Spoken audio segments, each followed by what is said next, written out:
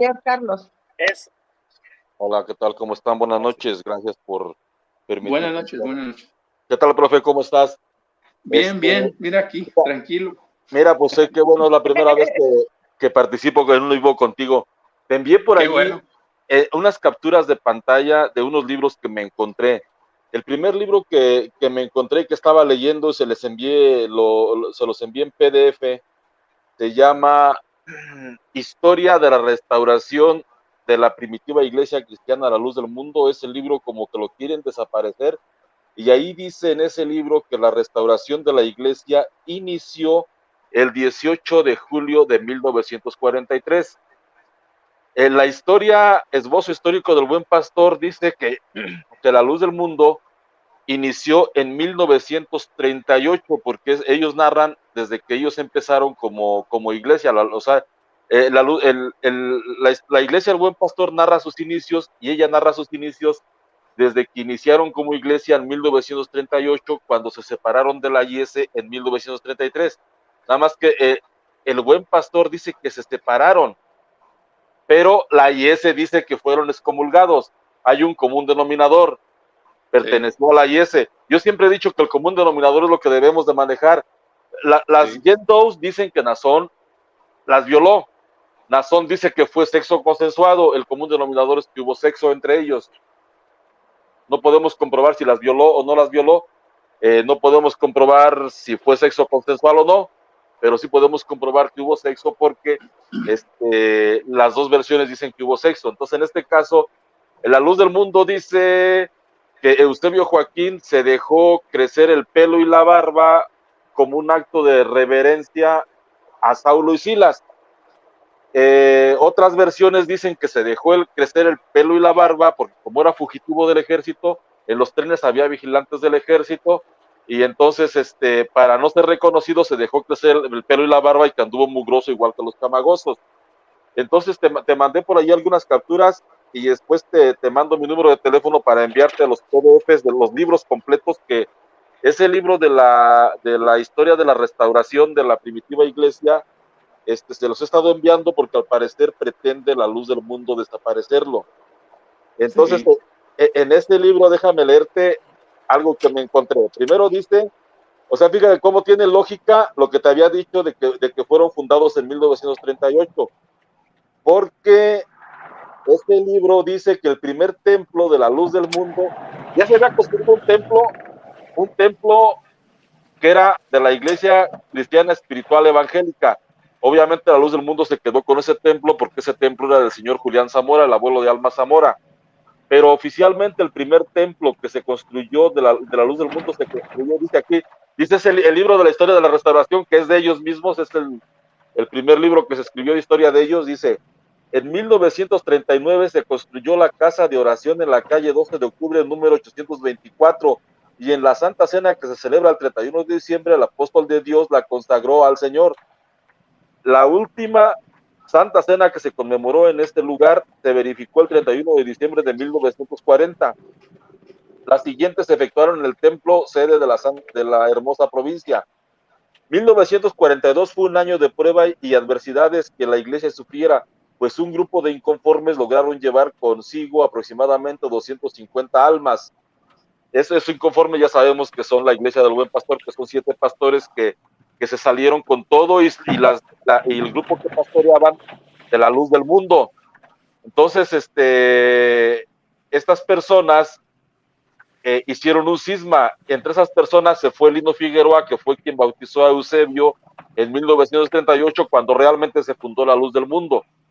Entonces, por eso Eusebio declaró inválidos todos los bautismos antes del 18 de julio de 1943, y por eso dice en ese mismo libro, en la página 92, a ver, déjame ver aquí, déjame ojear aquí tengo el librito, dice, mira, dice, fue en las primeras horas de un día bendito de ese año de 1943 que Dios quiso volver a comunicarse con la tierra.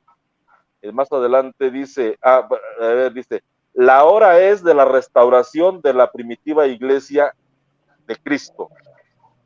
Entonces está diciendo ahí que la restauración se dio en 1943, y más adelante dice, y comenzó a explicar cómo Dios le habló para que se bautizara él mismo, lo cual él mismo hizo el domingo 18 de julio de 1943. Entonces, ese día es cuando inicia, según la luz del mundo, la restauración. Sí. Y el 13 de agosto de 1943 bautizaron a todo el cuerpo ministerial para que el cuerpo ministerial bautizara a toda la iglesia. Quiere decir que entonces la iglesia se bautizó hasta el 13 de agosto del 43. Entonces, todos los que se murieron, ¿qué pasó con las almas que se murieron de cuando murió el apóstol Juan al 13 de agosto de 1943? No sé si... y tengo por aquí la versión de la historia del buen pastor. Dice, por algún tiempo el hermano Aarón estuvo en comunión con la Iglesia Cristiana Espiritual hasta 1937, que fue visitado por el hermano Francisco Borrego y otro hermano de apellido Botello, en su carácter de supervisores de la obra, pues ellos deseaban conocer el estado de la iglesia referente a la doctrina y disciplina. O sea, eran supervisores como cuando me imagino que en la luz del mundo también manejan que van a supervisar las iglesias, ¿no? Algunos supervisores de la obra y todo esto. Bueno, entonces se encontraron con que Eusebio, bueno, obviamente aquí la persona que redacta el libro del buen pastor habla bien de Eusebio y habla que se separaron de la IS porque el hermano Aarón en un celo espiritual y todas esas cosas. Entonces, pues dice, el nuevo nombre de la iglesia. El hermano Aarón, esto fue en 1938, el hermano Aarón, después de haber quedado independiente de la iglesia cristiana espiritual, enseguida convocó a todos sus colaboradores para deliberar referente al nombre que se le diera a la iglesia en el futuro. Y después de presentar sus ponencias, llegaron al acuerdo de que la iglesia llevaría el mismo nombre que ostentaba antes de la separación, es decir, Iglesia Cristiana Espiritual, y que solo se agregara un nuevo título para diferenciarla, la luz del mundo, porque así era el título que tenía el primer templo. No sé, por allí te envié unas capturas de los libros y después te envió los PDFs, no sé si se puedan enviar por el correo. Sí, se puede. Sí, bueno, voy a ver, porque se los he enviado por allí a la tía Madallí y a otros por WhatsApp. Y no hay que pedirle a quien tenga el WhatsApp para que todos esos libros se rieguen por todos los Excel LDM, porque para que se den cuenta que estuvieron fundamentados en una mentira. Eusebio Joaquín, falta otra, la versión de la IS, por eso te digo que hay que hacer un común denominador. Sí. De acuerdo a la IS, Eusebio fue bautizado en 1924 y ahí recibió su nuevo nombre, porque en la IS, cuando te bautizas, se te cambia el nombre pagano por un nombre bíblico. Entonces, Silas lo bautiza y Saulo, bueno, o al revés, no me acuerdo ahí exactamente. El chiste es que se le dice, no se llamará más tu nombre Eusebio, sino Aarón será tu nombre. Esto fue en 1924. Entonces, esa es la versión de la IS. O sea, la versión del buen pastor narra desde que ellos iniciaron como iglesia y ellos se toman como inicio de iglesia, inclusive del buen pastor, desde 1938, aunque ellos se cindieron en 1942, concretamente el 27 de agosto de 1942. En esa fecha, Eusebio Joaquín viajó a México y bueno, te voy a mandar el libro del buen pastor para que lo leas, porque eso sucedió en México. En México fue Eusebio con su séquito de mujeres, ahí dice el libro, llegó con todas sus mujeres, el señor Eusebio, excepto con su esposa, y ahí deliberaron. Y el problema fue que Eusebio hizo la primera Santa Cena el 14 de agosto de 1941, pero en 1942 la hizo completamente en su honor. Entonces estos pastores se enojaron. Bueno, déjame, me regreso un poquito a la versión de la IS. O sea, Eusebio se bautiza en la IS en 1924, según la versión de la IS. Entonces él continúa en esa iglesia durante 12 años, y después en 1931 en compañía de Francisco Borrego en 1930 le pide que junte un grupo de oración en Guadalajara para poder presentarse o sea, una especie como de obrero, porque antes de eso Eusebio Joaquín anduvo tipo Vilchis vendiendo Biblias, ponía un puestecito de Biblias en algunos lados y todo eso, junto con un señor que se llamaba Francisco Eckerman. Entonces, entonces prácticamente Chevo se bautizó, yo creo miraba un charco y se quería bautizar allí y se volvía a meter aquí. Tuvo mira, mucho bautismo. No, tuvo nada más 4.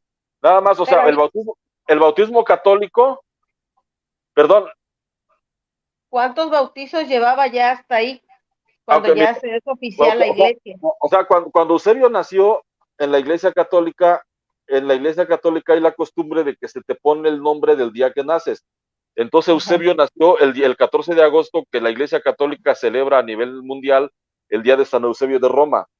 Entonces el 14 de agosto, aparte de que celebran el cumpleaños de Eusebio, celebran en la Iglesia de la Luz del Mundo el Día de San Eusebio de Roma también, me imagino. Entonces dice aquí, en el libro de Historia de la IS, que Eusebio dice, el hermano Borrego invitó a Eusebio para que asistiera a la convención en Torreón, esto fue en 1931, para incorporar oficialmente el grupo de Guadalajara al Consejo Mexicano. Fue así como se encuentra en Torreón leyendo el informe que da de sus actividades evangelísticas durante la primera sesión de la Convención General del Consejo de la Fe Apostólica, celebrada en Torreón, Coahuila, el 15 de agosto de 1931, donde Eusebio incorpora la Iglesia Cristiana Espiritual de Guadalajara al Consejo de la Fe Apostólica, dando el siguiente informe: bautismos 106, nacimientos 10, matrimonios 3, defunciones 3, expulsados 16, total de niños 50, adultos 90. Con esta información queda registrado como pastor de la misma. Otras versiones dicen fue ungido como pastor. O sea, Eusebio el día 15 de agosto de 1931 fue ungido como pastor de la Iglesia Evangélica Cristiana Espiritual. Entonces, ya después, para resumir un poquito, después yo les envío el libro. Sin embargo, la historia registra la triste situación de la iglesia de aquella ciudad, o sea, la de Guadalajara, sí, ya que sin un mandamiento de Cristo y apóstoles, el prohibir los instrumentos musicales y el de aceptar todo ese rollo, ¿no? Entonces, sigue diciendo más adelante, voy a brincar. Eusebio Borrego va a visitar a Aarón, nada más que aquí narra otra versión, la IS, o sea, la Luz del Mundo lo habla como que él se separó porque no estuvo de acuerdo con la doctrina de la IS, y acá dice que fue visitado el 15 y 16 de agosto del año 1936. Entonces, Francisco Borrego se regresó a Torreón, rinde el informe con sus jefes. Ese informe se presenta en una convención que hubo en septiembre de 1937 en San Luis Potosí de la IS, y ahí es donde Eusebio Joaquín y su grupo fueron expulsados oficialmente de la Iglesia Evangélica Cristiana Espiritual. El documento que hay de septiembre dice que fueron excomulgados. Excomulgado en aquellos tiempos significaba entregado a Satanás, entonces fueron entregados a Satanás. O sea que a Chevo lo mandaron al infierno. Bueno, o sea, todo el grupo que Eusebio pastoreaba fue expulsado, vamos allá a llamarla así, expulsado de la IES en 1937.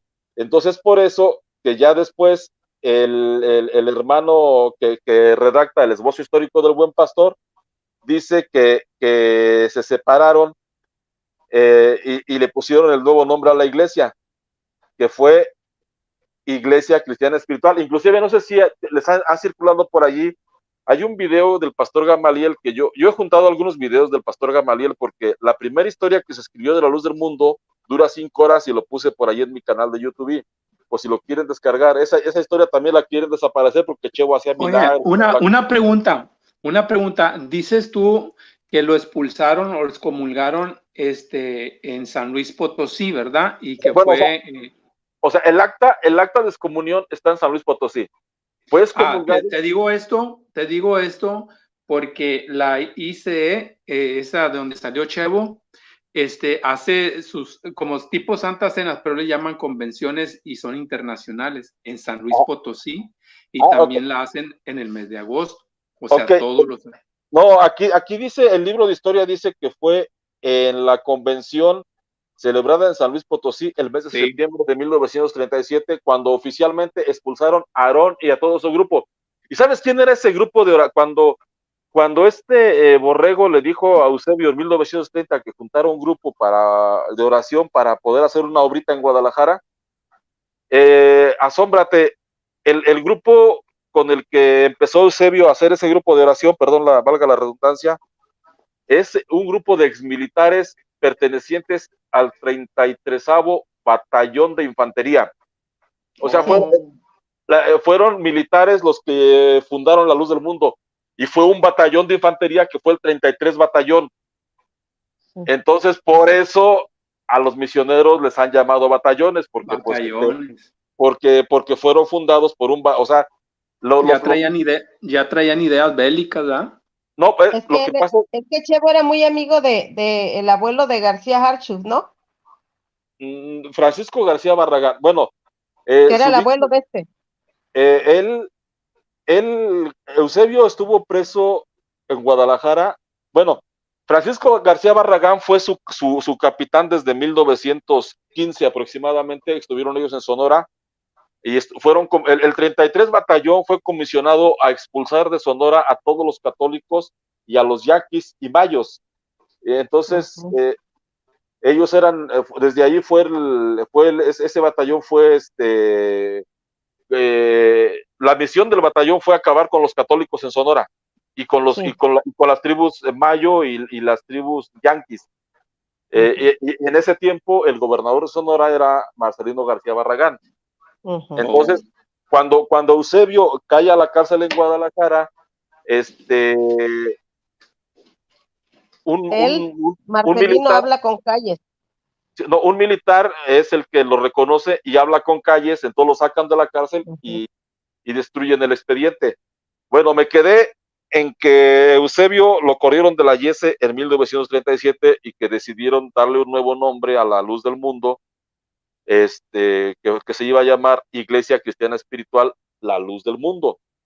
Entonces, mira, yo nada más déjame hacer un paréntesis así de un minuto de volada, nada más déjate interrumpo. Para las personas que no saben lo que es el ICE, es una congregación de donde salió Chevo. Y si ustedes andan videos ahí en YouTube de ellos, y ustedes se van a dar cuenta que las convenciones que vienen siendo las Santas Cenas, que también vienen de muchísimos países, es exactamente lo que ha copiado la Luz del Mundo por todo este tiempo. Y si ustedes se dan cuenta, tienen también una sede internacional que es San Luis Potosí, como lo hace la Luz del Mundo también en Guadalajara. Otra cosa es de que todo ese tiempo que se reúnen es exactamente lo mismo que hace la Luz del Mundo, temas bíblicos, y aparte los meten como una especie de, no sé si llamarle corral, pero es como una especie de una ciudad amurallada, vamos a decirlo así, donde las personas no salen. Allí comen igual que en la Luz del Mundo, hay puestos donde venden todo, les dan estudios y todo eso, y dura cierto tiempo también, y hacen una procesión exactamente lo mismo que hace la Luz del Mundo. Esto lo hago en este paréntesis para que ustedes se den cuenta que todas esas ideas que Chevo se robó del ICE es prácticamente lo que hace el ICE en la actualidad, que no es otra cosa lo que hace exactamente la Luz del Mundo, es una mímica. Todo se ha ido copiando así. Adelante. Mira, no es ICE, es IEC. Bueno, en aquí, IEC es Iglesia Evangélica, C Cristiana Espiritual. Yeah. Entonces, nos quedamos en que ya lo expulsaron de la IESE, nada más para resumir. El primer bautismo fue el bautismo católico, donde le pusieron el nombre de Eusebio porque nació el día de San Eusebio de Roma, que es el 14 de agosto. El segundo bautismo es el 17 de julio de 1938, ya con uno de sus ministros, cuando se separó de la IESE y que hicieron toda esa junta de cómo se iba a llamar la iglesia y todo ese rollo. Eusebio Joaquín nombra a Prisciliano Santos y a Lino Figueroa para que se bauticen ellos. Después bautizan a toda la congregación, que eran como unos 200 y algo feligreses. Entonces, y Lino Figueroa es nombrado el bautista oficial del nuevo movimiento, que es la nueva iglesia que surge, como lo dice la historia del buen pastor. La nueva iglesia surge y es nombrado Lino Figueroa el bautista oficial del movimiento. Entonces, ellos empiezan a operar como iglesia cristiana espiritual, la luz del mundo, de 1938, todo en orden. En 1942, se salen 7 pastores de toda la obra que habían hecho, renuncian 7 pastores junto con las iglesias. Por eso es que ahorita andan cuidando mucho que no vaya a haber algún tipo de situación con la apostasía del cuerpo ministerial. Entonces, se bautiza en 1938 por Lino Figueroa ese cuento. Por eso es que digo que hay que usar los comunes denominadores. El cuento de que estuvo mal bautizado en la Trinidad es un cuento que la luz del mundo inventó, porque en realidad lo que estaba haciendo Eusebio con el nuevo bautismo, que era el tercer bautismo, era desligarse de la yese. Por eso inventó el cuento de que porque la yese siempre bautizó en el nombre de Jesucristo, nunca en el nombre de la Trinidad. Además, cuando te bautizas, lo que importa es la fe del bautizante, no lo que diga del bautizado, no lo que diga el bautizante, porque según ellos dicen que la yese, que Saulo y Silas te decían que te bautizaban en el nombre de Cristo, pero que en secreto decían en el nombre del Padre, del Hijo y del Espíritu Santo. Entonces, ese es un cuento que ellos inventaron, pero en realidad lo que Eusebio estaba haciendo era desligarse de la yese. Por eso se bautizó en la nueva iglesia que él fundó, que fue en 1938. Y entonces, después, hay un video que subí a YouTube que se llama La Luz del Mundo, inicia en 1938, y donde el pastor Gamaliel presenta los documentos donde se registra el primer templo y todo eso. Ahí para que vean el video, y después no se les mando por ahí el enlace. Pero, oye, entonces prácticamente Chevo, con tanto bautismo, ya levitaba, él daba sus sermones levitando como si fuera Aladín, volaba. Pues bueno, es que en realidad profe, no fue tanto bautismo, porque mira, si aquí hay dos, como te digo, el común denominador. Si fuera cierta la versión de la luz del mundo que dice que le dijeron a Chevo, que una gentil le dijo a Chevo que estaba mal bautizado, porque fue bautizado en el nombre del Padre, del Hijo y del Espíritu Santo, entonces, ¿cómo es posible que alguien que habla cara a cara con Dios le hayan visto la cara a los chamagosos y le hayan... ¿Sí me explico? Bueno, entonces, después déjame decirte que cuando la versión de la historia donde habla sobre, es que ellos hacen una narración de lo que ellos van viviendo, sus pastores, y lo van guardando en documentos, Dice la historia, páginas 98 a 101, pero termina diciendo: la vida de Eusebio Joaquín, después de 1937, continúa su curso, convirtiéndose en el máximo dirigente de una nueva organización evangélica con sede en la capital tapatía. Su vida terminó el 9 de junio de 1964. Su resto descansa en el panteón particular de la colonia Hermosa Provincia, llamado Jardín Getsemaní. Es todo lo que dice la IES sobre él. O sea, nada más que, obviamente, es el final de lo que dice. Todos nos quedamos en que Chevo se bautiza por Lino Figueroa en 1938. En 1942, el 27 de agosto de 1942, 7 pastores se van de la luz del mundo, de la iglesia cristiana espiritual, la luz del mundo, y fundan la iglesia del buen pastor. El problema es que entre esos 7 pastores se fue el que bautizó a Eusebio, que fue Lino Figueroa. Esa es la razón por la que don Chevo declaró inválido el bautismo de Lino Figueroa y se tuvo que volver a rebautizar. ¿Quieres que te lea completo todo lo del bautismo revelado? Son 3 páginas. Pues yo no sé si aquí está Donaí, pues ya ves que Miguel no es mi canal, pero... No, adelante ya, muchas gracias, profe, por ayudarme con el tiempo. Es que le comentaba, buenas noches, Carlos. Buenas noches, Miki. Le comentaba que me tocó trabajar tarde hoy y llegué y la verdad me acabo de echar un bañito. Muchas gracias por atender el changarro. No, adelante, Carlos, miren, Bueno, lo que voy a leer está en uno de los primeros libros de historia que escribió La Luz del Mundo de ellos mismos, se llama Breve Historia de la Restauración de la Primitiva Iglesia Cristiana, La Luz del Mundo. Así se llama el libro. Sería bueno ahorita estar platicando de eso, de lo que ha estado diciendo él, porque mira, esto realmente era algo oculto que nunca se les había dicho al miembro de banca. Bueno, al menos yo no lo sabía. No. O sea, lo único que te cuentan, profe, perdón, lo único que te cuentan cada 14 del mes es lo básico, que Eusebio salió de Monterrey, que Dios le habló un 6 de abril y que le dijo sal y yo te mostraré y que se llegan fue por a Guadalajara. Todos los rieles, que se fue por todos los rieles y que iba con los zapatos todos cochambrosos y nada, me te aventan un rollo. No, pero es lo mismo de siempre, no tocaron historia. Yo quiero decir algo. Adelante. Antes de que se me borre la idea. Es decir que me borro. Es decir que Eusebio, es que profe, usted tiene la culpa. La tenía aquí, se me fue, la dejé ir. Es esto, ¿no? Lo que pasa es que posiblemente sí les dicen toda la historia que está diciendo el señor Arcinega. No.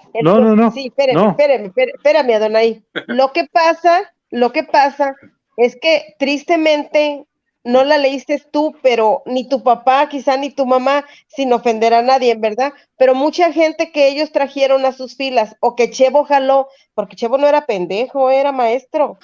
O sea, de la maldad, pero era maestro. Entonces, no, por eso, de la maldad era maestro el tipo. Aprendió de los chamagosos a ser malo, y él se hizo más malo que ellos. Entonces viene este tipo y recoge a mucha gente ignorante y posiblemente les daba el libro, pero nadie lo leyó. Entonces, pues ya nadie se lo contó a nadie porque no había lectura. Entonces iban a sus reuniones y ahí les explicaban, no, pues que el hermano Eusebio se levantó y vio el dedo y Elisa le dijo, no, yo no vi nada, a mí no me metas, pero de todas maneras le terminaron creyendo a Chevo. Pero fíjate. Perdón, lo voy a interrumpir.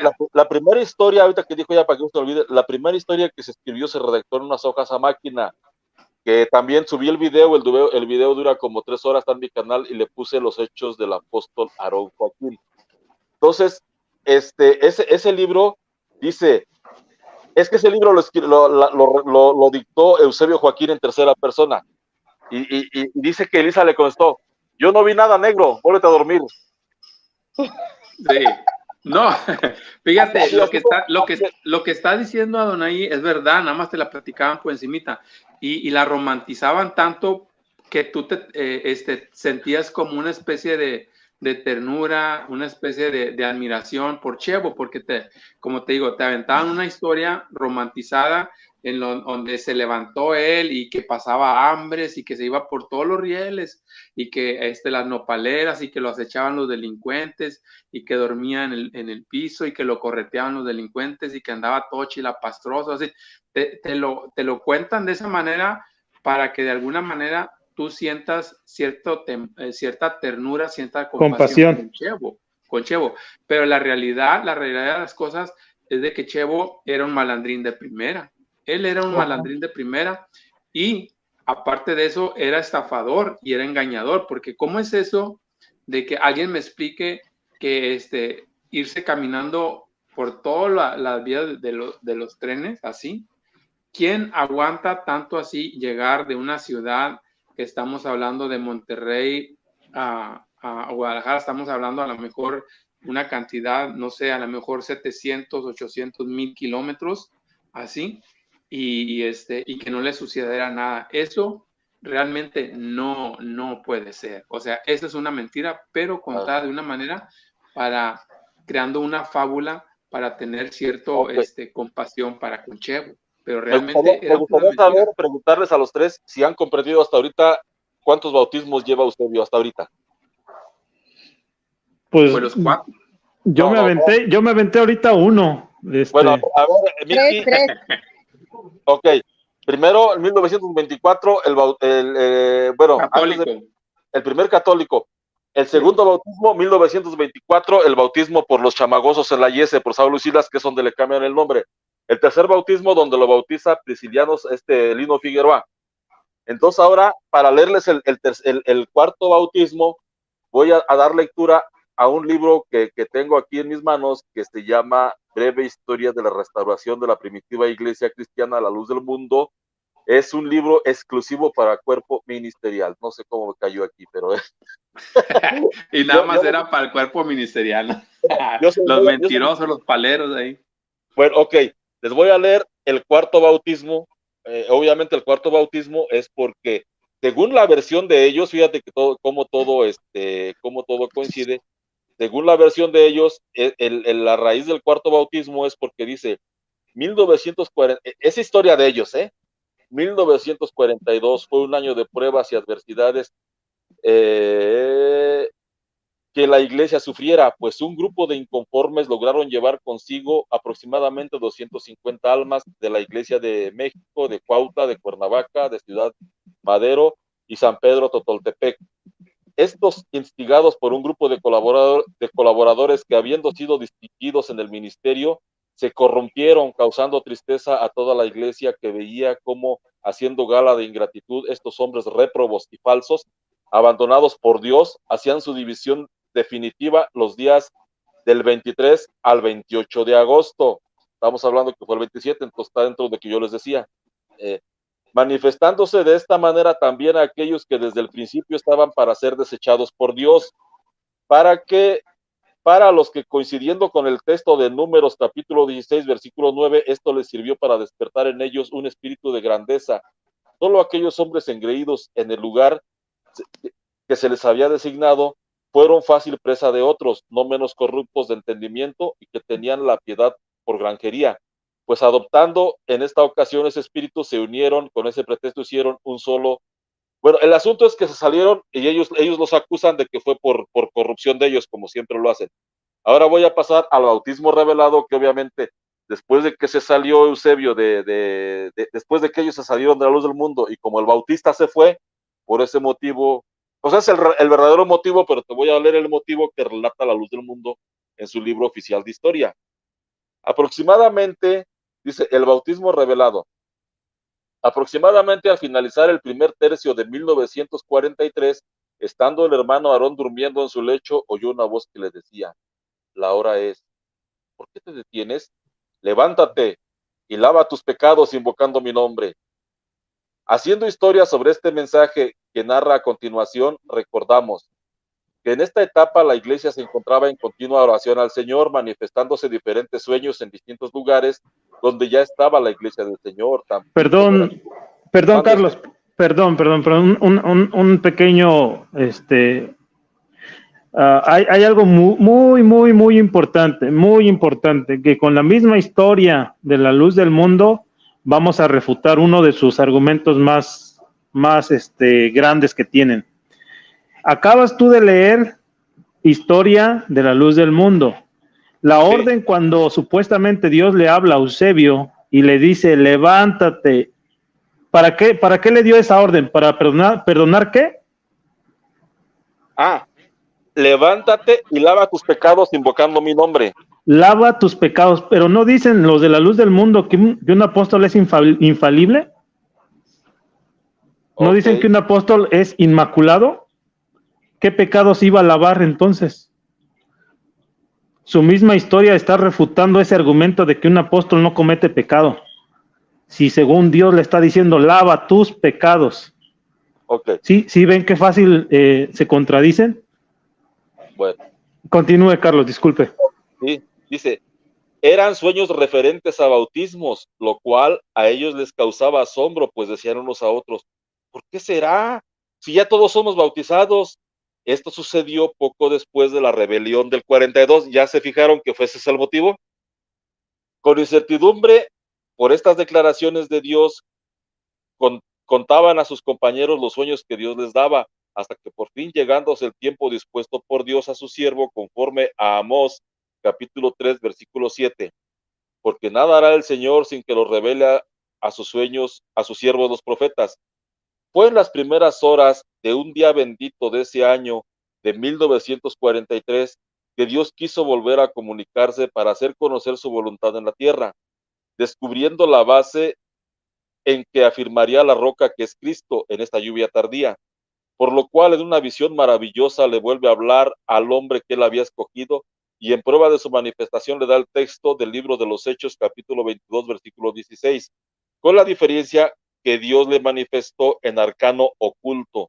La hora es de la restauración de la primitiva iglesia de Cristo.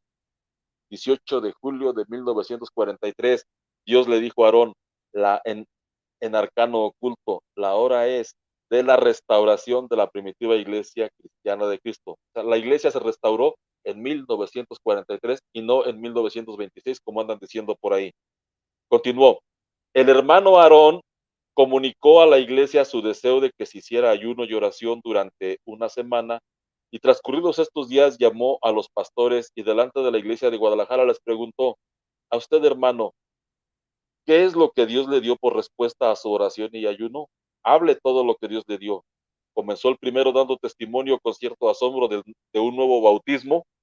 Por fin todos dieron sus testimonios.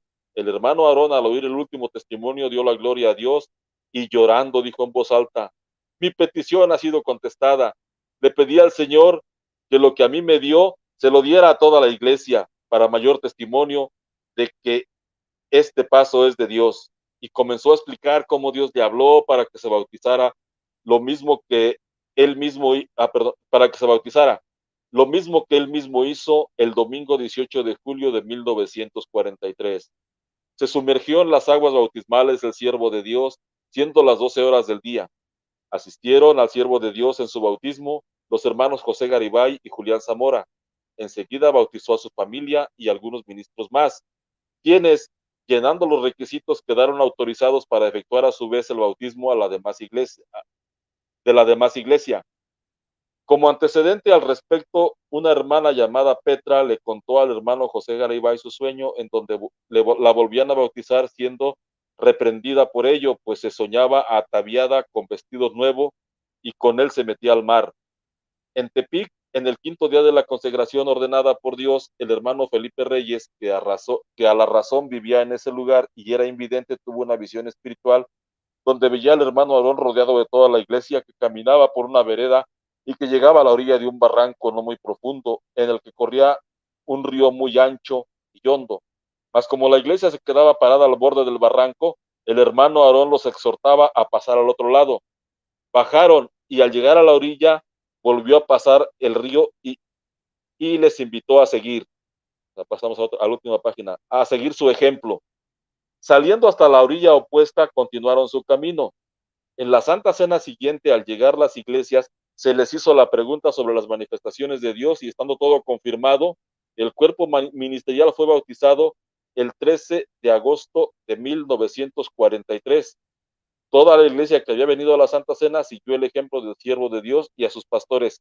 Y allí termina la historia de la restauración de la primitiva iglesia, escrita por la misma Luz del Mundo, y es un libro oficial de historia de ellos.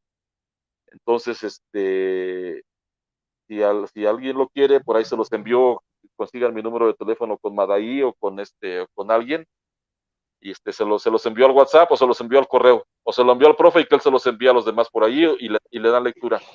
Mándeselo, por favor, bueno, si ya se lo mandó a la tía, yo me comunico con ella y luego con el profe. Okay. Le mandé a la tía Madaí el enfoque histórico del buen pastor, le mandé ese libro y le mandé un libro que se llama Sanando la Sana Doctrina, donde viene la versión de la IS, lo que tengo aquí ahorita en mis manos. Sí, ok, perfecto, muchísimas gracias, Carlos. Esta información, la gran mayoría no la teníamos, la habíamos escuchado por el pastor Gamaliel, pero no la teníamos así en PDF. Ok, ya está en PDF los libros, ya están en PDF y yo se los envío. Esa es la historia de Chevo.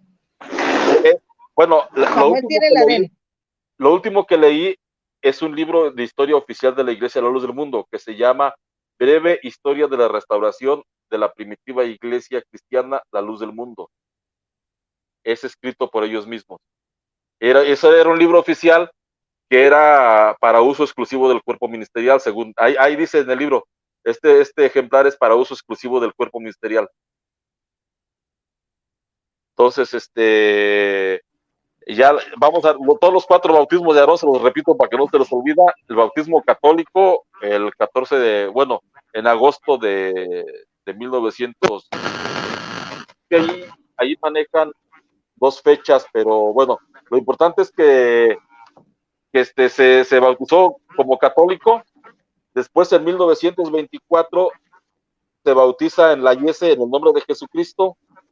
Después, cuando lo corren de la IESE, en 1938, se bautiza ya en su nueva iglesia que él funda, que se llama Iglesia Cristiana Espiritual, La Luz del Mundo. Ese es el tercer bautismo. Y el cuarto bautismo es el 18 de julio de 1943, que es donde, según ese libro de historia de ellos mismos oficial, inicia la restauración. Cierro mi participación y que tenga bonita noche.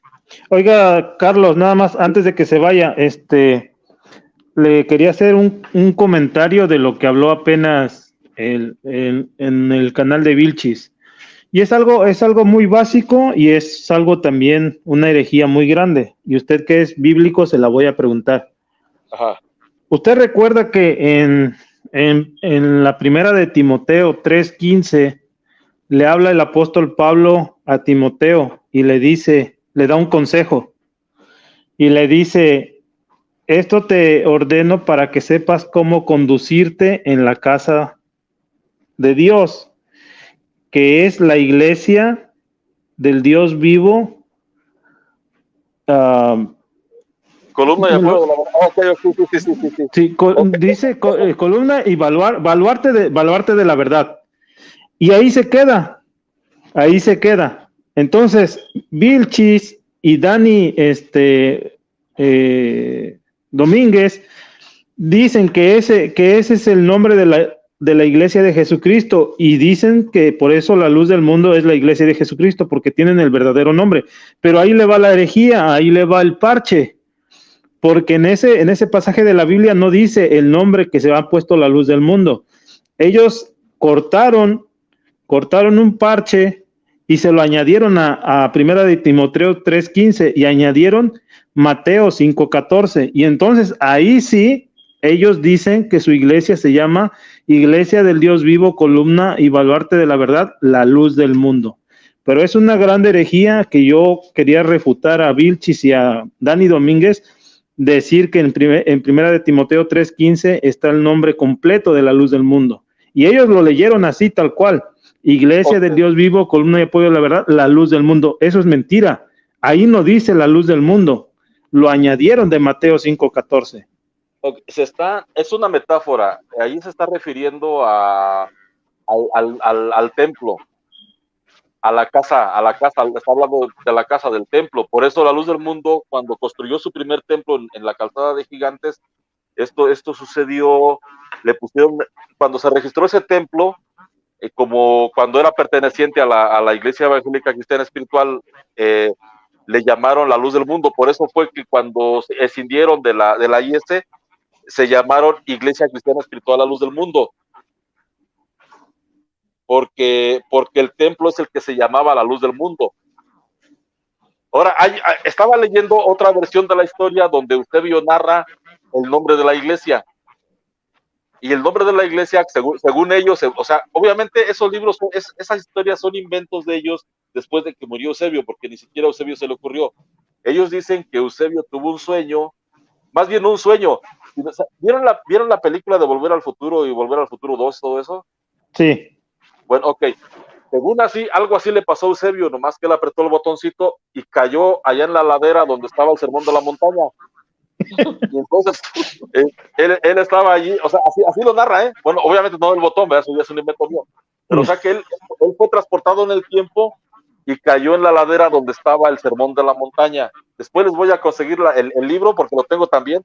Les voy a conseguir la página. No, claro que te creemos, Carlos. Si Nazón fue a la crucifixión del maestro, claro que te creemos que tengan esos tipos de viajes al pasado. Okay, entonces, mientras en el libro de la historia del buen pastor está narrando que hicieron una junta para ver cómo se iba a llamar la iglesia, la versión de la Luz del Mundo narra que Eusebio viajó en el tiempo, cayó en la ladera y cayó exactamente cuando Jesucristo estaba diciéndoles: vosotros sois la luz del mundo. Y si hubiera ido un poquito antes, hubiera caído donde quiera la sal de la tierra, pero cayó Raza, no, no, de verdad, Carlos, hoy nos da un poco de risa, nos causa gracia, pero yo te lo digo muy sincero, cuando estuve dentro yo me creí todo, me lo creí todo, Carlos. Cuentan en la historia también, que yo escuché eso, que según el señor Eusebio se metía a un pozo en lo que su esposa Elisa le lavaba la ropa y que él se quedaba en el pozo porque no llevaban otro cambio de ropa, era uno solo. Con ese cambio de ropa salieron de Monterrey y con ese cambio de ropa llegaron a Guadalajara. Eso es lo que nos decían en la historia. Bueno, ahí te va otra. Tanto la versión de la IES como la versión de la historia dicen que llegó a Guadalajara el 12 de diciembre, pero las actas de matrimonio de Eusebio, que son 2 actas, dicen que Eusebio se casó en junio de 1927, o sea que estuvo el apóstol de restauración andaba en Amaciato. Exactamente, o sea, él se casa, pero hay 2 actas porque no sé si busquen en los videos del pastor Gamaliel un video que dice acta de matrimonio de Eusebio destruye caminata santa por las vías, algo así, pero esa fue en mayo. Esa fue el acta de presentación. Y en esa acta de presentación, Eusebio testifica que llevaba, creo que 7 meses avecinado allí. Pero otro libro de historia que leí dice que llegaron en agosto y que estuvieron, el papá de Eusebio era albañil. Después el papá de Eusebio se muere no recuerdo en qué año, pero de hecho, por ahí en mi Facebook puse leí la historia escrita por un historiador que se llama David de la Luz. La mamá de Eusebio muere y el papá de Eusebio tenía 60 años y se casó, después se volvió a casar con una muchacha de 30, que fue la mamá de Guadalupe Avelar. Después muere el papá de Eusebio y Eusebio se queda a cargo de su madrastra y de su hermanastra, que fue cuando hizo el acto por ahí horrendo con ella, donde quedó embarazada de Abel Joaquín Avelar. Pero, como te repito, los documentos los videos del pastor Gamaliel, ahí presenta la primera acta de matrimonio de Eusebio, que fue en mayo, pero esa es en realidad un acta de presentación. Y después hay una segunda acta en julio, un mes después, que esa es ya el acta definitiva de matrimonio. Esto es en 1927. Entonces, ¿cómo es posible que el apóstol de la restauración haya estado viviendo en pecado hasta 1927, julio? Bueno, sí. Lo que es un hecho, Carlos, lo que es un hecho es que a la luz del mundo, si hubieran pensado a futuro con más más inteligencia, no hubieran dejado nada de estos documentos, porque estos documentos, en lugar de ayudarlos, los han hundido más. Sus propios documentos los están acabando. Y fíjate, lo que yo he usado es la lógica simple. O sea, yo lo único que hice fue leer las historias de ellos mismos, después leer la versión del Buen Pastor, después la versión de la Iglesia Apostólica de la Fe en Cristo Jesús, la versión de la IES, y sacar un común denominador, y es lo que les acabo de contar. Los 4 bautismos surgieron así. La restauración empieza, bueno, la Iglesia de la Luz del Mundo se funda en julio de 1932 oficialmente, son los registros, y el 18 de julio de 1943 es cuando inicia la restauración de la primitiva iglesia cristiana. Entonces ahora la pregunta va a ser, ¿qué pasó con la gente que se murió antes de 1943? El barrio los respalda, Carlos. Oiga, no, Carlos. Pues es fácil, se la quita muy fácil, Carlos y Miki, se la quita muy fácil. El apóstol con su autoridad responde por ellos. No importa si se murieron sin bautizar o con el bautismo equivocado, no importa, no pasa nada. El apóstol responde. Así de fácil se la quitan. Yo quiero preguntarle algo, señor Carlos. Adelante. Dijera Adonai, usted es muy bíblico. ¿Por qué los de la luz del mundo tienen un dogma de decir que ellos todo lo hacen por órdenes del apóstol de Jesucristo?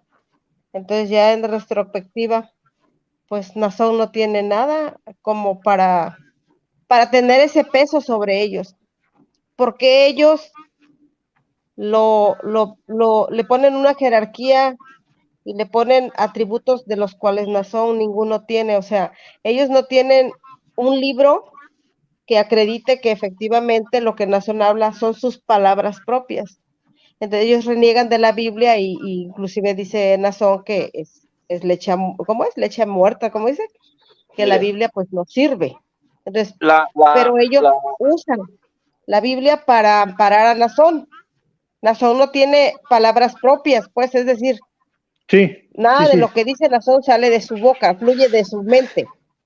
Entonces, ¿usted cómo ve eso, que ellos respaldan todo eso a través de decir que por la palabra del apóstol de Jesucristo? Yo ahí me pierdo, porque digo, pero ¿cuál palabra? Porque si Nazón no tiene nada, fue a cuarto de primaria, no sabe inglés, un juez en la corte lo volteaba a mirar y él estaba papaloteando. Le hacía como los niños tontos en la escuela cuando está la maestra dictando y el niño se duerme y le dice, ándale, apúntale que nos vamos. Así él, no sabe inglés. Y entonces yo los veo a todos estos, a lo que son los youtuberos, y digo, ¿serán más burros ellos que Nazón? ¿O cómo es? ¿Usted cómo ve eso? Mire, si Nazón les está dando nuevas revelaciones, nuevos dogmas, es un evangelio anatema, como dijo el apóstol Pablo en Gálatas 1 del 6 al 9.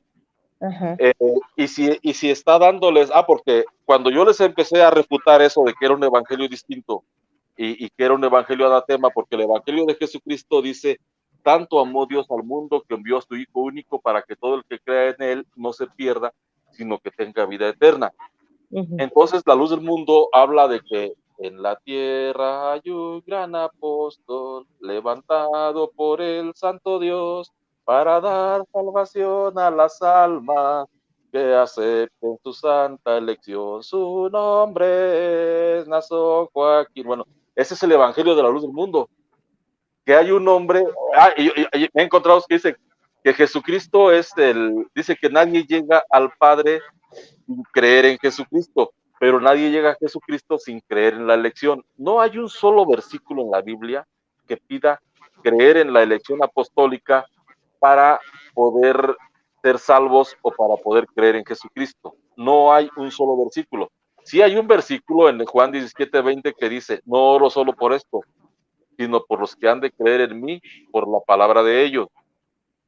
Y esa palabra de ellos, para empezar, allí no estaba Chevo, ni estaba Sammy, ni estaba Nazón.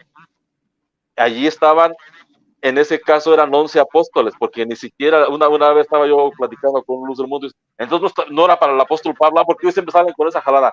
Es que se refiere al apostolado. No, allí se refería, si estaba hablando con los apóstoles, se refería a los 11 nada más, a los que han de creer en mí por la palabra de ellos. Entonces esa palabra de ellos, el apóstol Juan dice claramente, dice, a ver si lo encuentro por aquí, ahorita se los busco rápido, es cuando termina el evangelio de San Juan, donde dice que el apóstol Juan escribió el libro para que creyésemos que Jesús es el Hijo de Dios y creyendo tengamos vida en su nombre. No sé si lo tengas por ahí, Adonai. Es que estoy en el teléfono y si me salgo de aquí... Ahorita lo busco, esto es pan conmigo, aguántame tantito. Sí, si me permite nada más rapidito, mire Miki, el verdadero objetivo en la luz del mundo es demeritar todo, demeritan la Biblia, demeritan al Señor Jesucristo con tal de ensalzar al líder. Es decir, Jesucristo ya no está. Esa es una palabra muy, muy común de ellos. Es que Jesucristo ya se fue, pero ahora nos ha enviado al apóstol. Como si Jesucristo no pudiera ejercer su poder, su autoridad, su gloria en estos tiempos, porque pues es insuficiente. y él necesita ayuda, él necesita de alguien que le ayude, y por eso manda a los apóstoles. Sí, mire, la intención de ellos es demeritar todo. La Biblia no es la palabra de Dios, porque ahora la palabra de Dios es el apóstol, siempre el apóstol.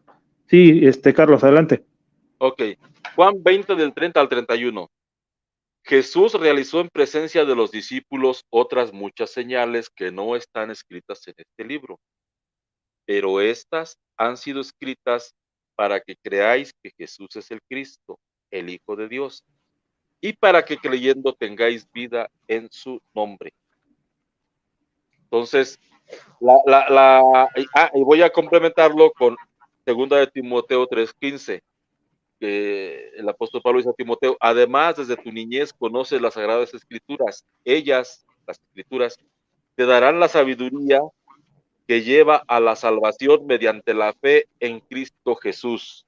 Entonces, estos apóstoles ya llegaron a todo el mundo. Jesucristo los envió a predicar a todo el mundo, y ya llegaron a todo el mundo mediante sus escritos.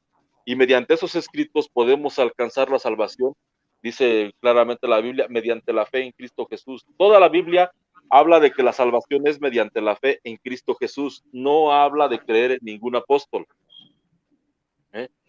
Sí, recuerda, bueno, la luz del mundo utiliza el texto que claramente nos habla del Señor Jesucristo, de que esta es la obra de Dios, que creáis en el que Él ha enviado. Sí, claro. Dios directamente a nadie envió, sino únicamente al Señor Jesucristo. Ajá. Párale de contar. Y ese texto habla claramente de Él. Sí, adelante, Carlos. Mire, Miki, ponga atención. Ahí va. Jesucristo hizo una multiplicación de panes, y cuando ya se fue hacia el otro lado del mar, lo fueron a buscar, dice, y llegando y hallándole al otro lado del mar, le dijeron: Rabí, ¿cuándo llegaste acá? Respondió Jesús y les dijo: de cierto les digo que me buscan no porque han visto las señales, sino porque comieron el pan y se saciaron. Trabajen no por la comida que perece, sino por la comida que a vida eterna permanece, la cual el Hijo del Hombre les dará, porque a este señaló Dios el Padre. Y aquí viene lo que la luz del mundo predica. Entonces, el capítulo 28, entonces le preguntaron: ¿qué tenemos que hacer para trabajar en las obras de Dios? 29, Jesús respondió: la obra de Dios es esta, creer en aquel que Dios ha enviado. La luz del mundo dice la obra perfecta. No. La obra de Dios es esta, creer en aquel que Dios ha enviado. Y le dijeron: ¿qué puedes hacer? ¿Qué señal milagrosa haces tú para que la veamos y creamos en ti? O sea, Jesucristo, más bien ellos están entendiendo que se refiere a Él. No dice a los que enviará en un futuro, a los Joaquines, o ni siquiera dicen los que Dios ha enviado. Sí. Ok, entonces, repito los 3 versículos. ¿Qué tenemos que hacer para trabajar en las obras de Dios? Jesús respondió: la obra de Dios es esta, creer en aquel que Dios ha enviado. Le dijeron: ¿qué puedes hacer? ¿Qué señal milagrosa haces para que la veamos y creamos en ti? ¿Cuál es tu obra? Obviamente se refiere a Él. Nuestros padres comieron el maná en el desierto, según dice la Escritura, y murieron. A ver, nuestros antepasados comieron el maná en el desierto, según dice la Escritura, se les dio a comer pan del cielo. Jesús contestó: en verdad les digo, no fue Moisés quien les dio el pan del cielo, es mi Padre el que les da el verdadero pan del cielo. El pan que Dios da es aquel que baja del cielo y da vida al mundo. En este caso ya se está refiriendo a Él mismo. Ellos le dijeron: Señor, danos siempre de ese pan. Jesús contestó: yo soy el pan de vida. El que viene a mí no tendrá hambre, y el que cree en mí no tendrá sed. Eso es un simbolismo de la cena, ¿eh? Dice, Jesús les dijo: yo soy el pan de vida. El que viene a mí nunca tendrá hambre, y el que cree en mí nunca tendrá sed. ¿Qué significa comer el cuerpo de Cristo? Venir a Él. ¿Qué significa venir su sangre? Creer en Él, creer en su sacrificio redentor. Sin embargo, como ya les dije, ustedes se niegan a creer aún después de haber visto. Todo lo que el Padre me ha dado vendrá a mí, y yo no rechazaré al que venga a mí. porque yo he bajado del cielo no para hacer la voluntad, sino la voluntad del que me ha enviado. Otra vez volvemos a, el mismo contexto te dice que el enviado al que se refiere es a él, no a los Joaquines. La voluntad del que me ha enviado es que yo no pierda nada de lo que él me ha dado, sino que lo resucite en el último día. Si esta es la decisión, esta es la decisión de mi Padre. Toda persona que al contemplar al Hijo crea en él tendrá vida eterna y yo lo resucitaré en el día postrero. Y los judíos murmuraban, ¿por qué Jesús ha dicho, yo soy el pan que ha bajado del cielo? Y decían, conocemos a su padre y a su madre, ¿no es cierto? Él no es sino Jesús, el hijo de José. ¿Cómo puede decir que ha bajado del cielo? Jesús les contestó, no murmuren entre ustedes, nadie puede venir a mí si no lo atrae el Padre que me envió, y yo lo resucitaré en el último día. Aquí hay un círculo vicioso porque la luz del mundo dice que nadie va al Padre sin creer en Cristo, y dice que nadie va a Cristo sin creer en el apóstol, en su elección. Pero aquí dice, nadie puede venir a mí si no lo atrae el Padre que me envió, y yo lo resucitaré en el último día. Está escrito en los profetas, serán todos enseñados por Dios, y es así como viene a mí toda persona que ha escuchado al Padre y ha recibido su enseñanza. Pues por supuesto que nadie ha visto al Padre, solo aquel que ha venido de Dios ha visto al Padre, o sea, él mismo. O sea, la obra de Dios es creer en el que él ha enviado, se refiere a Jesucristo. Todo el contexto, porque ellos sacan de contexto los textos y hacen de un texto una doctrina blasfema. Entonces, en verdad les digo, el que cree en mí tiene vida eterna. De acuerdo a Juan 6:36 diría, el que bebe mi sangre tiene vida eterna, porque beber la sangre de Cristo significa creer en él. Yo soy el pan de vida. Sus antepasados comieron el maná en el desierto, pero murieron. Aquí tienen el pan que baja del cielo para que lo coman y ya no mueran. Yo soy el pan vivo que ha bajado del cielo. El que coma de este pan vivirá para siempre. El pan que yo les daré, es una profecía sobre el sacrificio, el pan que yo les daré, todavía no lo está dando, es mi carne y lo daré por la vida del mundo.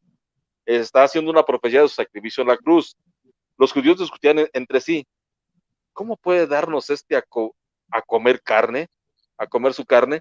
Jesús les dijo, en verdad les digo, si no comen la carne del Hijo del Hombre y no beben su sangre, no tienen vida en ustedes. En otras palabras, de acuerdo a Juan 6:36, si no vienen a mí y no creen en mí, no tendrán vida en ustedes.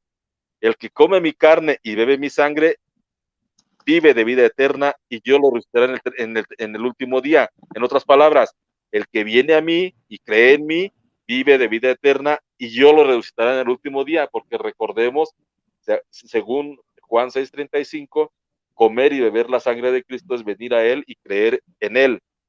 El que come mi carne y bebe mi sangre permanece en mí y yo en él. En otras palabras, el que viene a mí y cree en mí permanece en mí y yo en él. Así como me envió el Padre viviente y yo vivo en el Padre, asimismo el que me come también vivirá por mí. O sea, comerse a Cristo es venir a él y creer en él. Este es el pan que ha bajado del cielo, pero no como el de vuestros padres que comieron y después murieron. El que coma de este pan vivirá para siempre. Así habló Jesús en Cafarnaún, enseñando en la sinagoga. Juan 6, del 25 al 59. Entonces, más o menos, ese texto refuta, el contexto de ese texto refuta perfectamente la versión de la luz del mundo sobre el hecho la de obra que, perfecta. La obra perfecta, exactamente. Sí, Carlos, es que ese es el problema en la luz del mundo, no te leen el contexto. Te dicen, esta es la obra perfecta, que creáis en el que Dios ha enviado. Ahí está. ¿Y quién a quién ha enviado Dios en estos últimos tiempos? Pues al apóstol. Entonces hay que creer en el apóstol. No hay otra obra más perfecta que esa. ¿Por qué? Porque la hace Dios. Listo, vámonos. No, señores, no es así. Además de que el contexto dice que se refiere a Jesucristo, el simple verbo está en pasado. La obra perfecta es que creáis en el que Dios ha enviado. en el que Dios ha enviado, no en el que Dios enviará. El que enviará, ajá, sí, cierto. ¿Alguna otra pregunta? Ellos mueven todos los versículos, inclusive ese versículo que ellos manejan de que creas en él por la boca de no sé quién, y hacen un relajo con la Biblia. Bueno, mira, ahí es Juan 17:20, dice, mas no oro por estos, sino por los que han de creer en mí por la palabra de ellos. O sea, si observa, dice Jesucristo, creer en mí. El otro texto que ellos tuercen es Hechos 13:47, que habla del apóstol Pablo, que es salvación hasta lo último de la tierra. Así, bueno, eso es lo que ellos toman. Porque así nos ha mandado el Señor diciendo, te he puesto para luz de los gentiles a fin de que seas para salvación hasta lo último de la tierra. Ese me lo sé de memoria. Bueno, allí el mismo apóstol Pablo, también igual el mismo contexto, habla de que se refiere a Jesucristo y a la predicación, porque el apóstol Pablo en Hechos 26, déjame ver si lo encuentro aquí de una forma rapidísima. Hechos 26.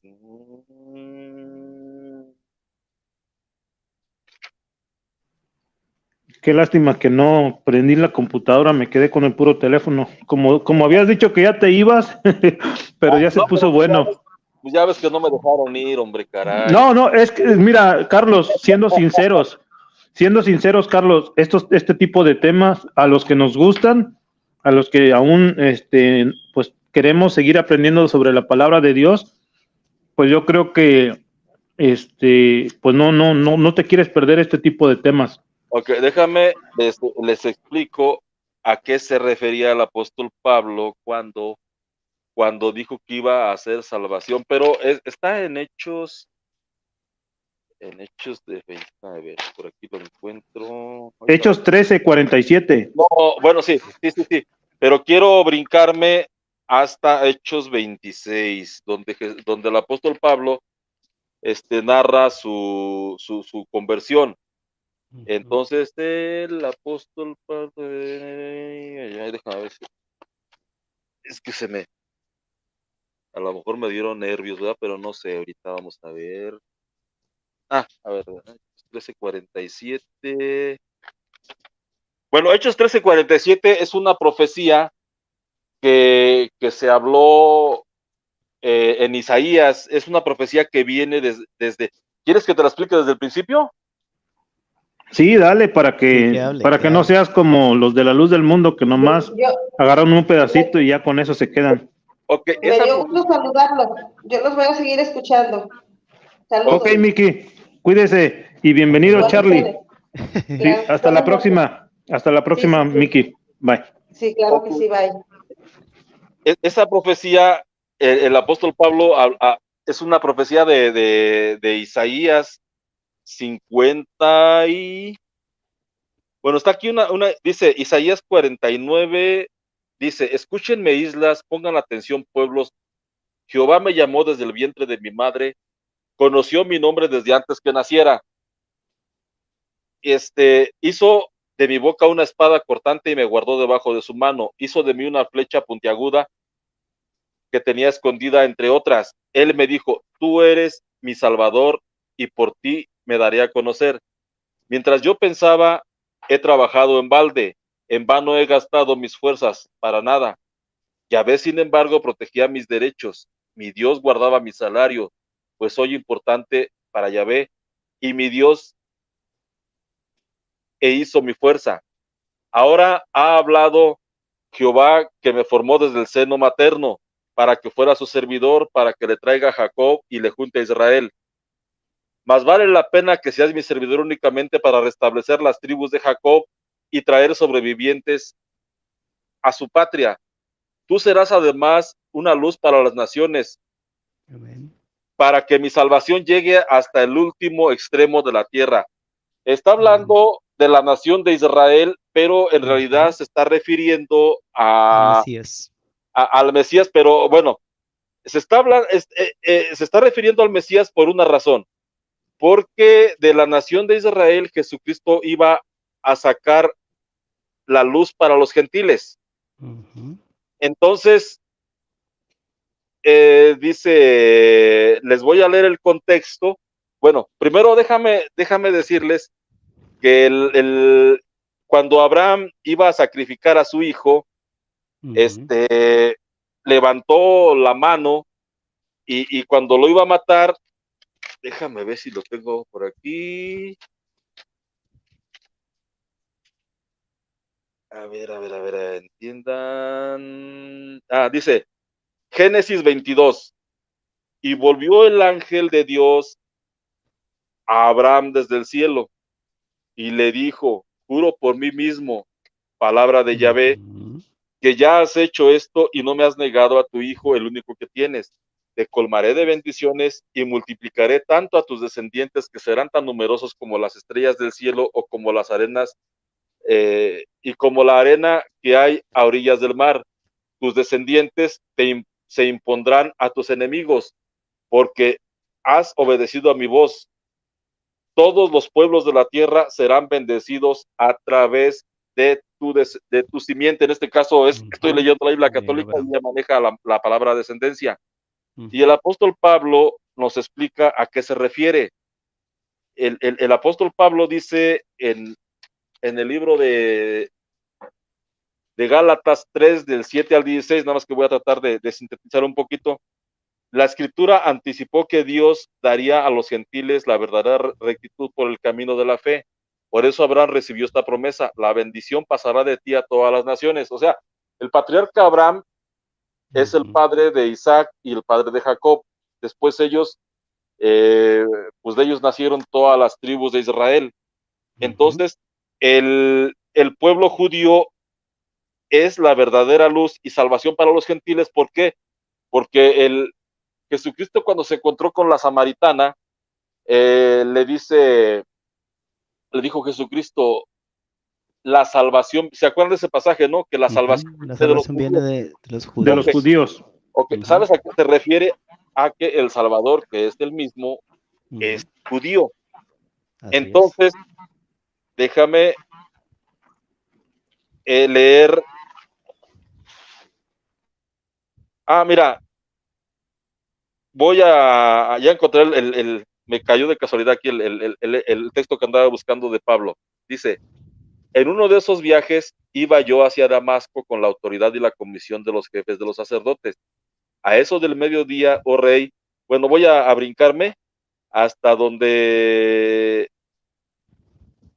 Jesucristo le dice al apóstol Pablo, te libraré de tu propio pueblo y de los judíos. Te envió a los gentiles, perdón, te libraré de tu propio pueblo, te libraré de tu propio pueblo y de los no judíos. Te envió a los gentiles para que les abras los ojos.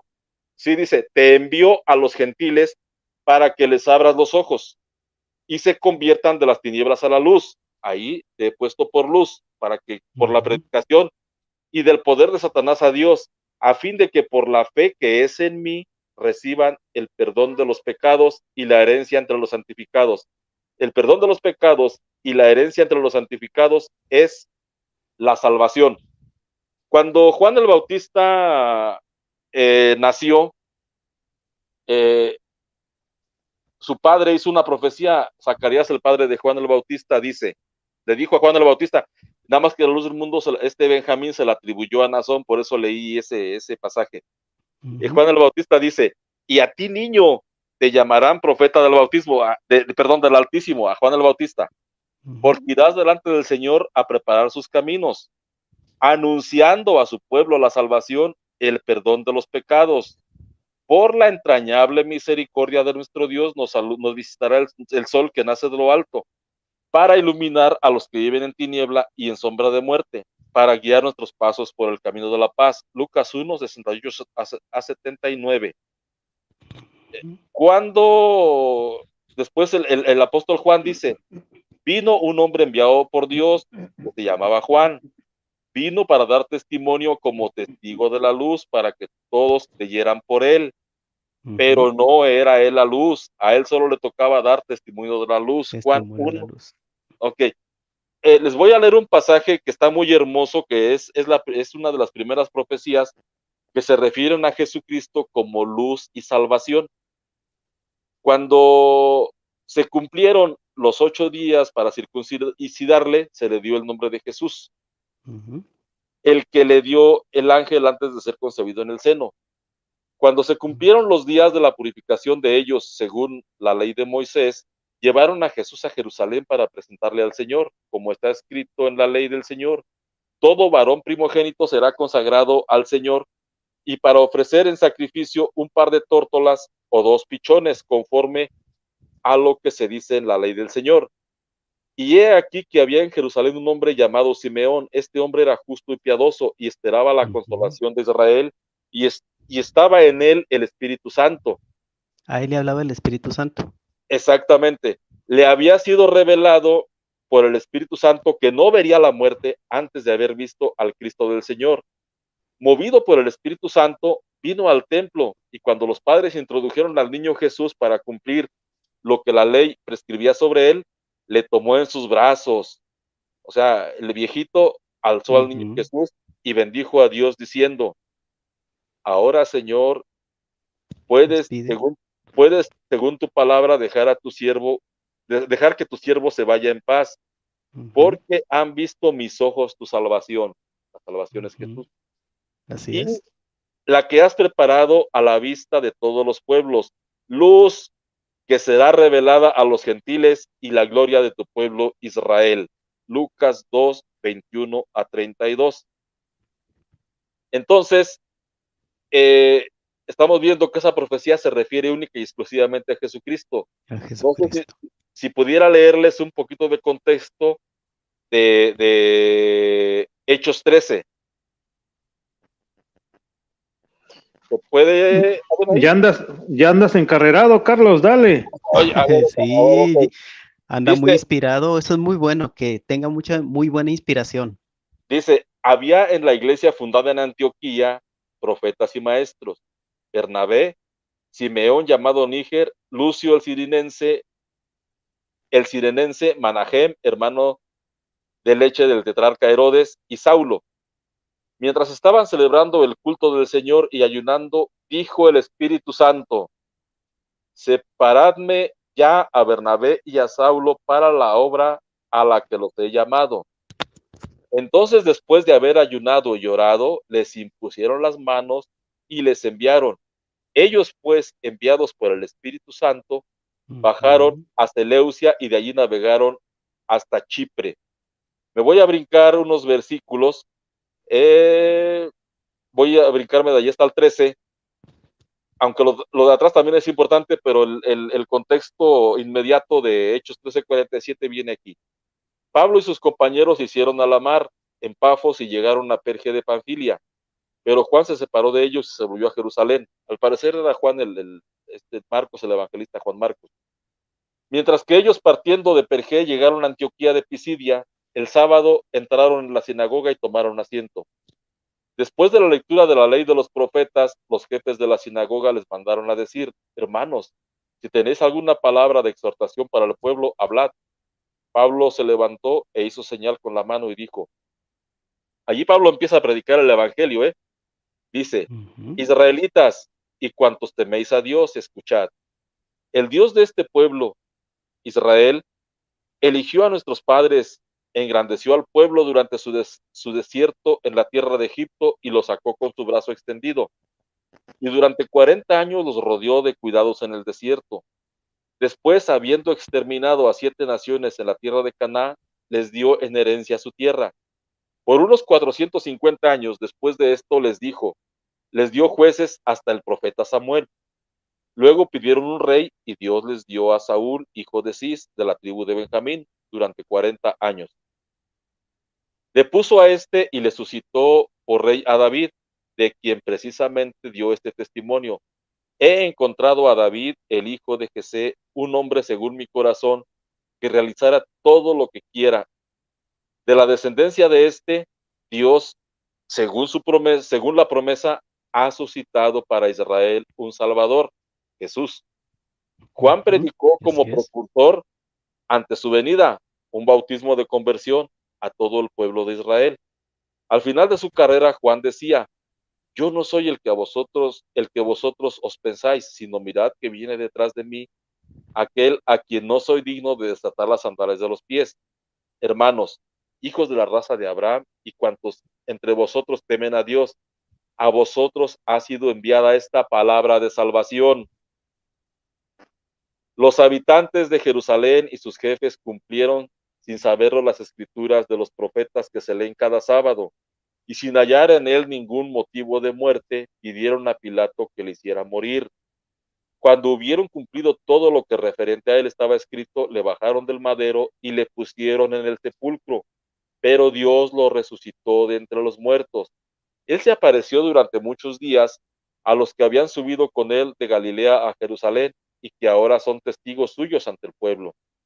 También nosotros os anunciamos la buena nueva de que la promesa hecha, también nosotros os anunciamos la buena nueva de que la promesa hecha a los padres, Dios la ha cumplido en nosotros los hijos, al resucitar a Jesús, como está escrito en los Salmos: hijo mío eres tú, yo te he engendrado hoy. Aquí la Biblia que yo leo traduce evangelio por buena nueva. Y que le resucitó de entre los muertos para nunca más volver a la corrupción. Lo tiene declarado: os daré las cosas santas de David, las verdaderas. Por eso dice también en otro lugar: no permitirás que tu santo experimente la corrupción. Ahora bien, después de haber servido en sus días a los designios de Dios, murió, se reunió con sus padres. David, después de haber servido en sus días a los designios de Dios, murió, se reunió con sus padres y experimentó la corrupción. Estamos hablando del rey David. En cambio, aquel a quien Dios resucitó no experimentó corrupción, es Jesucristo. Tened pues entendido que por medio de este os es anunciado el perdón de los pecados. El perdón de los pecados es la salvación, y la total justificación, que no pudisteis obtener por la ley de Moisés. La obtiene por él todo el que cree. El perdón de los pecados y la salvación se obtiene creyendo. Lo vuelve a decir el apóstol Pablo aquí. Cuidad pues de que no sobrevenga lo que dijeron los profetas. Mirad los que despreciáis, asombraos y desapareced, porque en vuestros días yo voy a realizar una obra que no creeréis aunque os la cuenten.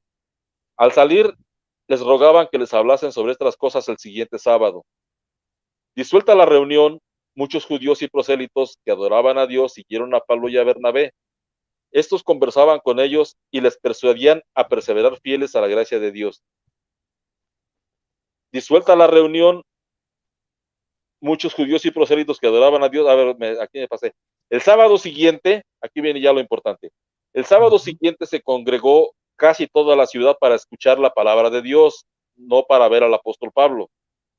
Los judíos, al ver la multitud, se llenaron de envidia y contradecían con blasfemias cuanto Pablo decía.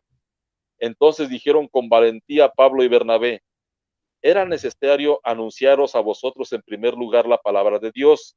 La palabra de Dios, no la fe en el apóstol.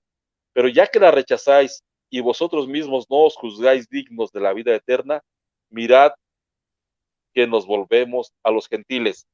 O sea, ellos estaban rechazando la palabra, no estaban rechazando al apóstol. Pues así nos ordenó el Señor: te he puesto como la luz de los gentiles para que lleves la salvación hasta el fin de la tierra. Y esa salvación, ese mensaje de salvación es el evangelio, y el evangelio es muy sencillo. Cristo murió, resucitó para perdonar nuestros pecados, y quedó escrito. Al oír recuerde esto, recuerde que también nos habla que la luz vino al mundo.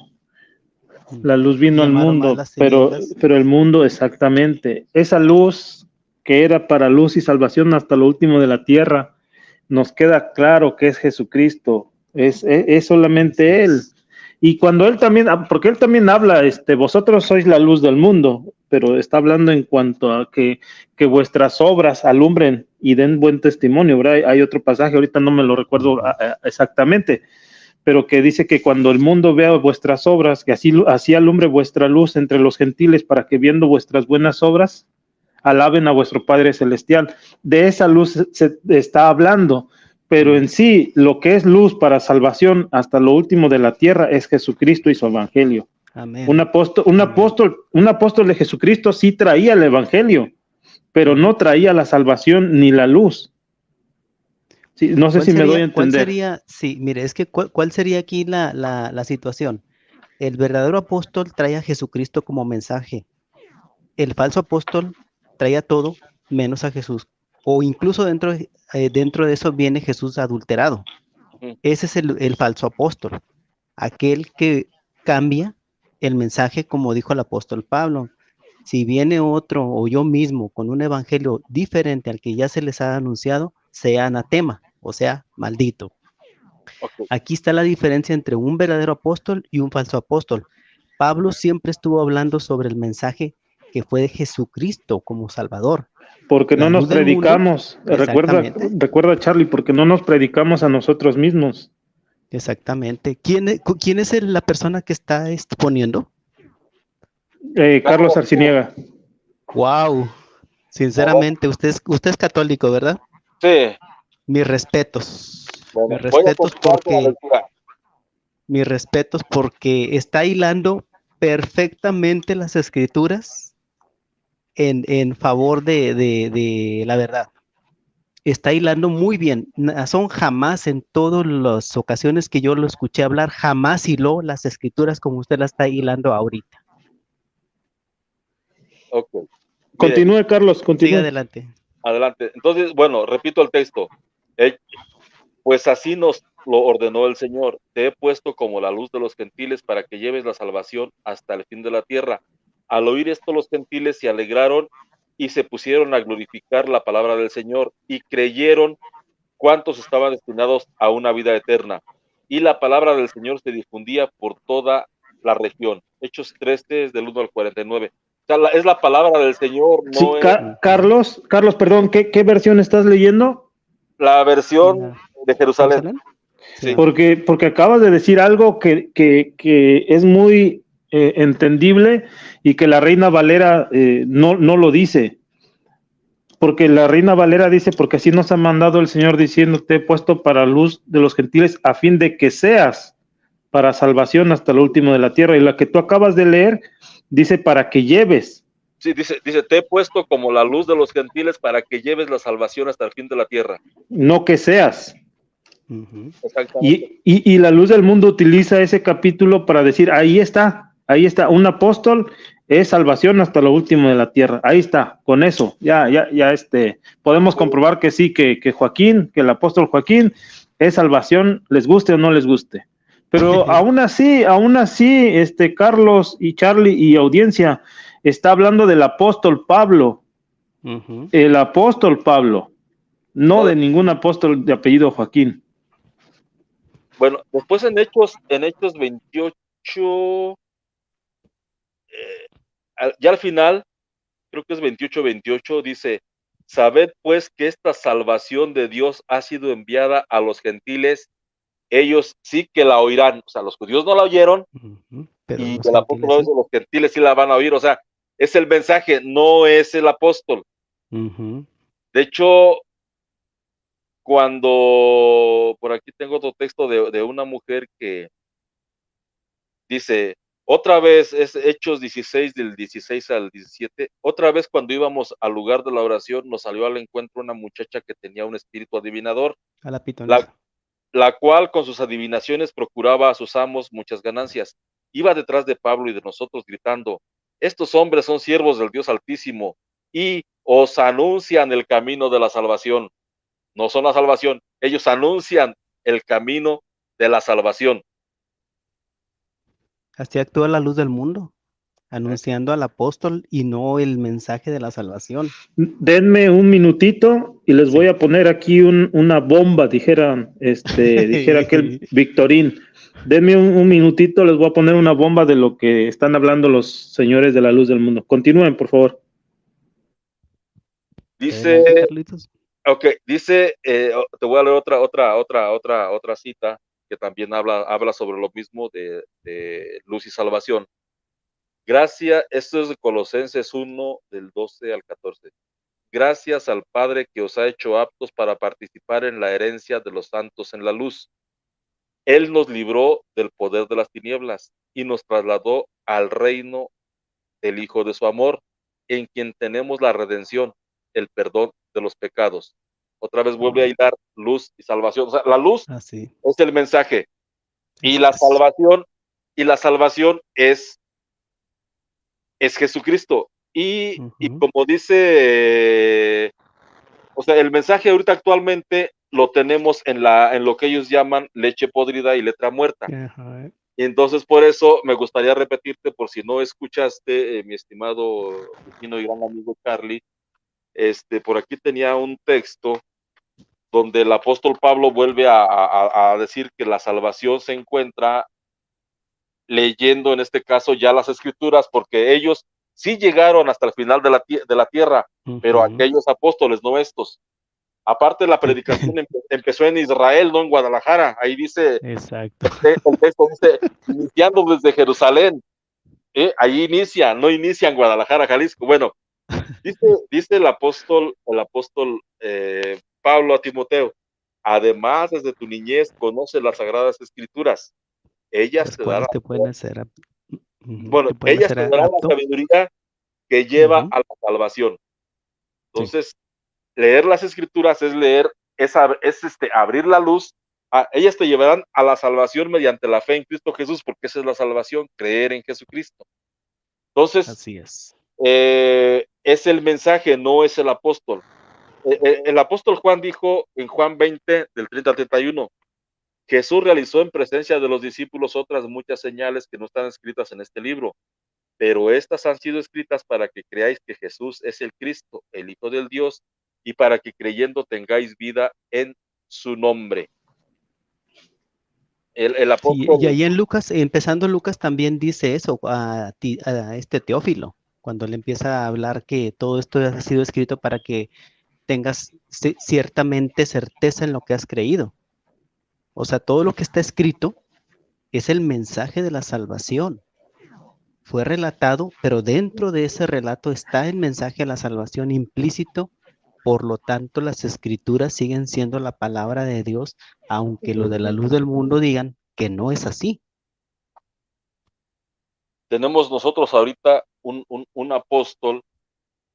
Fíjate que la salvación es por la mediación de Jesucristo, la que está haciendo actualmente, y es también porque Jesucristo envió a su Hijo al mundo para que todos los que creamos, en este caso su sacrificio redentor, tengamos vida eterna.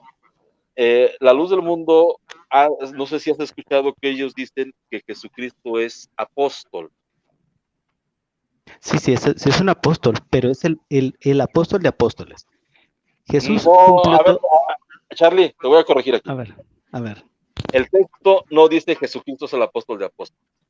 No dice, tenemos confianza o certeza en el apóstol. A ver, Charlie, ahí te va. Hebreos 3:1. Por tanto, hermanos santos que gozan de una vocación sobrenatural, fíjense en Jesús, el apóstol y sumo sacerdote de nuestra fe. Estábamos hablando de que el apóstol Pablo dijo, te envió a los gentiles para que abran sus ojos, te conviertan de las tinieblas a la luz, a fin de que por la fe que es en mí reciban el perdón de los pecados.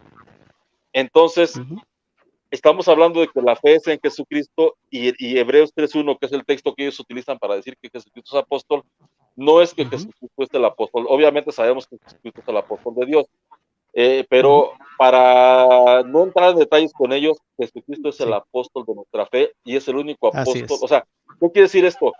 Jesús, el apóstol de nuestra fe, es el apóstol en el que debemos creer. Y decir somos sacerdotes de nuestra fe es que también es el mediador en el que debemos creer. Sacerdote es mediador porque los mediadores eran los sumos sacerdotes del Antiguo Testamento. Entonces, quería comentar eso para que ya cuando nos refiramos a Jesucristo como apóstol, no como apóstol de apóstoles.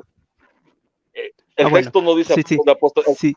Sí. O Lo sea, que pasa es de que, por ejemplo, yo lo puse en este sentido, no, sí, no, porque como siendo el principal, que si él dio un mensaje directamente que venía del Padre, ajá, ninguno que se diga ser apóstol puede cambiarlo. ok. O sea, cuando Mira, Jesús Charlie, dijo, así como el Padre me envió, yo los envié a ustedes, sí, pero ¿con qué? Con este mismo mensaje sin alteración. Es mm, a lo que yo me refiero.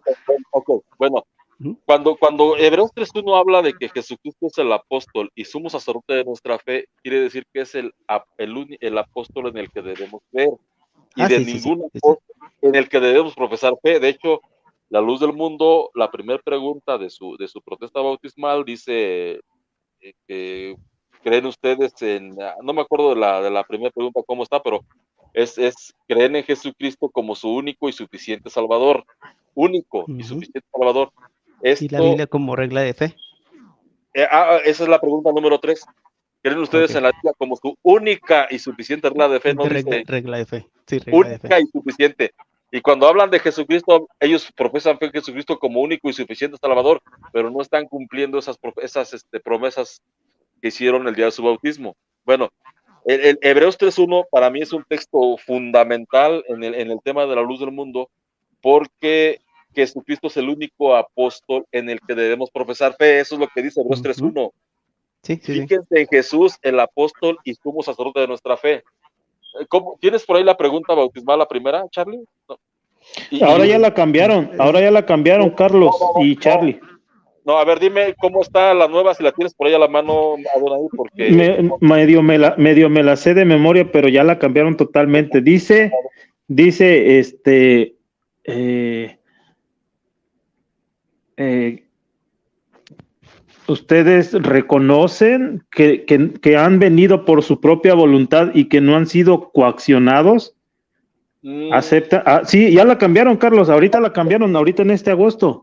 Ya están haciendo esa pregunta de que si aceptan ustedes que el bautismo es que no me la sé exactamente, pero dicen esas palabras textuales, que delante de la iglesia levanten su mano y confirmen que nadie los ha coaccionado para dar este paso de obediencia. Fíjate bueno, hasta dónde cambiaron las preguntas. Esa es nueva, ¿eh? Y cualquiera que es de la luz del mundo de 1 año o 2 años para atrás, te puede decir que esa nunca se nos preguntó. Nunca. bueno, pero oficialmente creo que no ha salido el formato. Pero bueno, Sí, el ya, asunto. La reforma sí, ya lo apostólica. tienen, ya lo tienen. Después lo voy a conseguir. Es más, sigan platicando y déjenme lo pido, a ver si me lo mandan. Ok.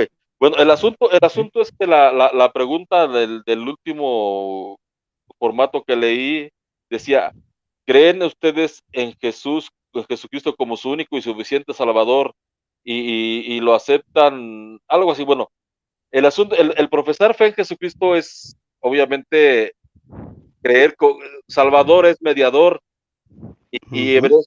Hebreos 3.1 dice claramente, se me fue por aquí, perdí la cita, pero dice, por tanto, hermanos santos, partícipes de una vocación celestial, considerad al apóstol y sumo sacerdote de nuestra fe, a Cristo Jesús. Voy a decirlo en palabras mías, el Ujú. texto. Sí, Esto claro, no está en la explíquelo. Biblia. Bueno, ok.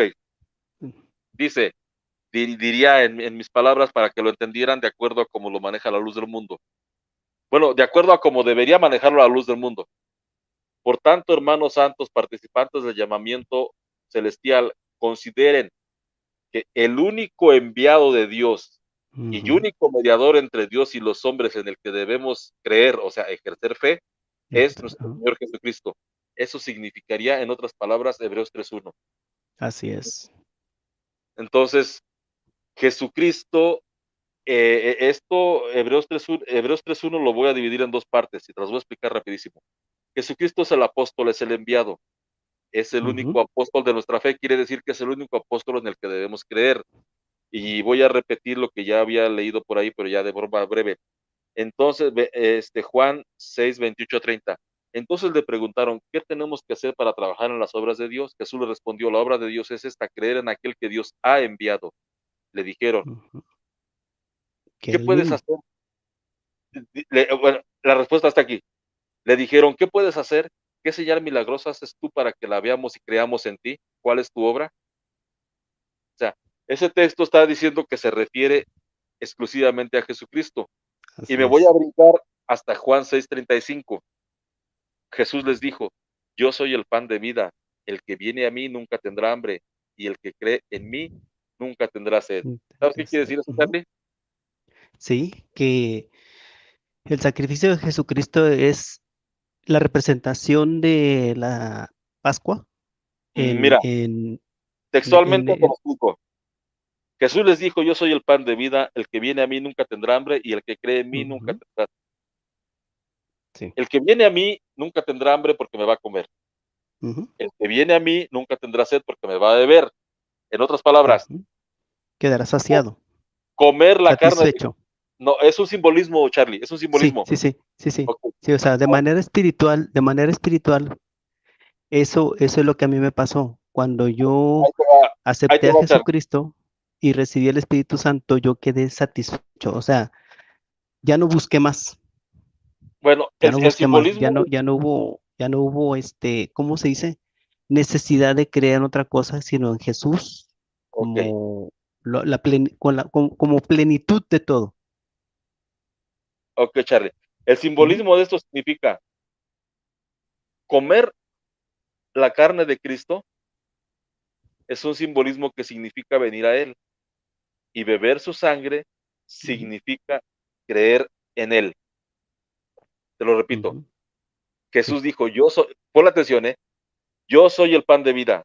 El que viene a mí nunca tendrá hambre, y el que cree en mí nunca tendrá sed. Nunca tendrá sed. Entonces, cuando se dice come el cuerpo de Cristo, es ven a Cristo. Cuando se dice bebe la sangre de Cristo, cree en Cristo.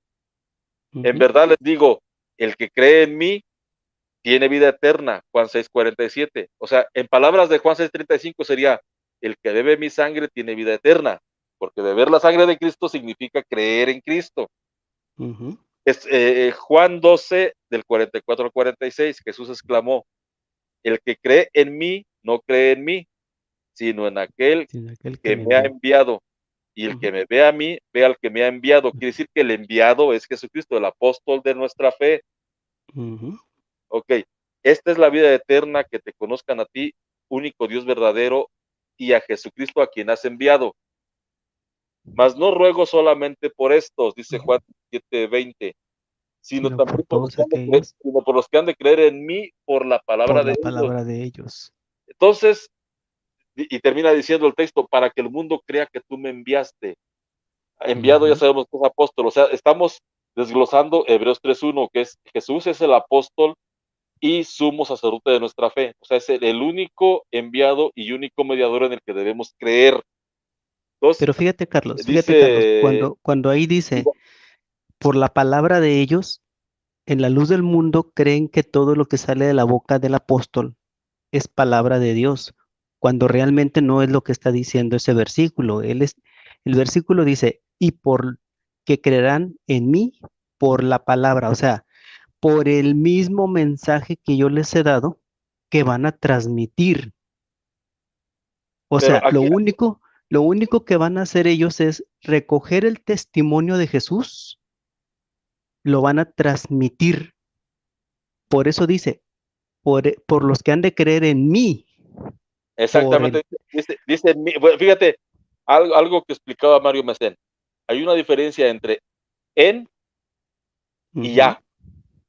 Sí. O sea, vamos, Jesús está diciendo por los que han de creer en mí, por la palabra de ellos, no por los que han de creer en ellos. Exacto. O sea, la fe no es en los apóstoles, la fe es en Jesucristo. No. Por eso, es en la palabra, o sea, es en el mensaje que ellos están recogiendo por ser testigos principales y que lo van a transmitir directamente a todas las personas que escucharán y que crean y ejerzan fe en Jesús. Pero no es cualquier marihuanada que un apóstol de repente se le apareció ahí un dedo gordo y le dijo, tú serás mi apóstol y en ti serán benditas todas las naciones y yo haré que tu pueblo crezca. Es que fíjate, Charlie, lo que yo quiero que quedara a toda la audiencia asentado es que Jesucristo es el único apóstol en el que debemos creer y el único mediador en el que debemos creer, porque dijo el apóstol Pedro en la casa de Cornelio, dice, de él dan testimonio a todos los profetas, que todos los que en él creyeren recibirán perdón de pecados. Hechos 10:43. Y el apóstol Pablo, te voy a repetir lo que dijo, te libraré de tu propio pueblo y de los gentiles. Te envió a estos para que les abra los ojos y se conviertan de las tinieblas a la luz y del poder de Satanás a Dios, a fin de que por la fe que es en mí, dice Jesucristo, reciban el perdón de los pecados. Y el perdón de los pecados es la salvación y la herencia entre los santificados. Entonces, se convierten de las tinieblas a la luz, te he puesto por luz, a fin de que por la fe que es en mí, reciban la salvación, que es el perdón de los pecados. Entonces, o sea, Jesucristo es el único apóstol y único sumo sacerdote en el que debemos creer. O sea, el único enviado y único mediador, en otras palabras, en el que debemos ejercer fe. Por eso, aunque yo sé que Jesucristo es el apóstol de apóstoles y es el apóstol de Dios, la versión que debemos manejar es, para que te quede bien grabado y nos quede a todos bien grabado, es el único apóstol en el que debemos creer, en nadie más. Sin en cambio en la luz del mundo, y yo repito mucho esto, porque pues de ahí salí. Yo sé que ustedes nunca fueron de la luz del mundo y están hablando la palabra de Dios, y ustedes están hablando textos sin torcerlos, textos sin manipularlos, sin en cambio en la luz del mundo, nada más para que vean la grande diferencia. El apóstol Pablo, el apóstol Pedro, todos los que acaban de mencionar, siempre dieron testimonio de Jesucristo, que Él era la luz, que Él era la salvación, que teníamos que, como dice Carlos, que teníamos que ejercer fe en Jesucristo. Sin en cambio, el señor Nazón, en su primer gira que tiene, según él, gira universal de su ministerio, lo primero que hizo fue exactamente eso, preguntarle si creían en él, solo para que vean qué clase de predicación llevaba este señor. ¿Creéis en mi ministerio? ¿Creéis que Dios me envió? ¿Creéis en mí? ¿Creéis que tu hermano tiene autoridad? ¿Creéis que yo? Siempre dándose el primer lugar, poniéndose encima del Señor Jesucristo. Su mensaje nunca fue el predicar a Jesucristo como único y suficiente Salvador. Es más, hay videos, hay testimonios donde Él mismo dice que en su nombre hay salvación, donde Él mismo dice que Él es... Ya tilda en la blasfemia y en el satanismo, porque no se puede ejercer fe en un hombre cuando ya ha torcido las escrituras y le ha quitado el primer lugar al que lo merece todo. Sí, fíjate, Charlie y Carlos, perdón, ya nada más esto rapidito. Cuando nosotros estábamos en la luz del mundo, nos aplicaban el texto de, se me va a la mente la cita, pero aquel que dice, maldito el hombre que confía en el hombre. Nos lo aplicaban y vieras qué coraje nos daba, nos pegaban en donde más nos dolía. Maldito el hombre que confía en el hombre. Jeremías 7:5. Sí, y eso era lo más difícil, pero hoy que estoy fuera de la luz del mundo, hoy lo entiendo. Y es que esa es la verdad. La luz del mundo pone toda su confianza en un hombre y no en el Señor Jesucristo, sino que ponen toda su confianza en su líder, que los puede salvar. Dijo en una ocasión, dijo, creo que fue Aarón o Samuel, que le preguntaban a un hermano, oye, y es más, creo que se lo preguntó el mismo Mopar. Dijo, oye, ¿y tú te quitarías la vida si tu líder te dice que lo hagas? Y le contestaron, sí, porque yo sé que él me puede sacar aún del mismo infierno. No, es en serio, Charlie, es en serio. Ellos creen que el líder en turno tiene potestad, si es que se condenan, tienen potestad de ir y arrebatarle, según ellos, en su idea, en su ideología, arrebatarle las almas a Satanás del mismo infierno y llevarlas con Dios. Solo para que vean las herejías que se dicen. Fíjate, Adonai.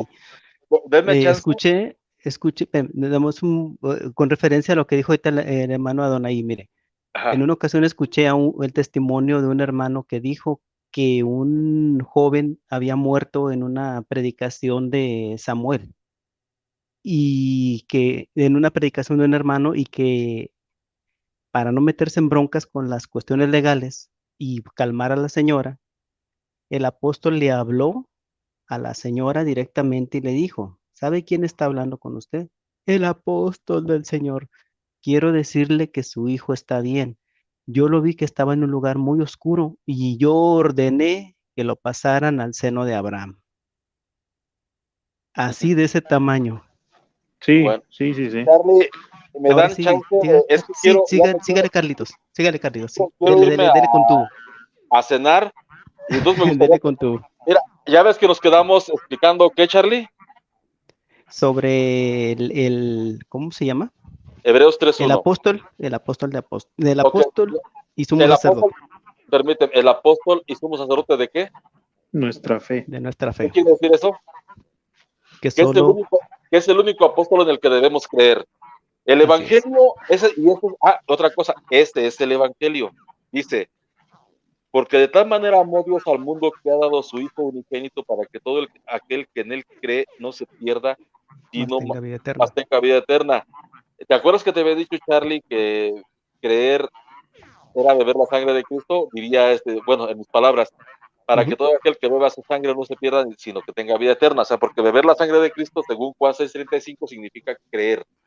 Entonces, el apóstol Pablo dijo, quiero recordarles, me quedé explicándote que Jesucristo es el apóstol de nuestra fe, o sea, el apóstol en el que debemos creer. Ahora te voy a explicar la segunda parte, que dice Hebreos 3:1, el apóstol y sumo sacerdote de nuestra fe, Cristo Jesús.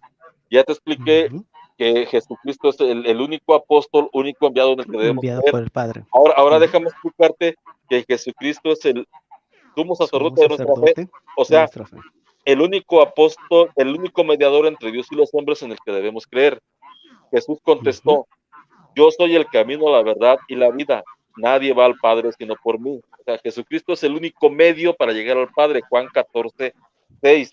La luz del mundo agrega, y nadie va a Cristo sin creer en su elección. Este es el evangelio maldito, el evangelio diferente del que habla Gálatas 6:1-9, que también se os voy a leer ahorita.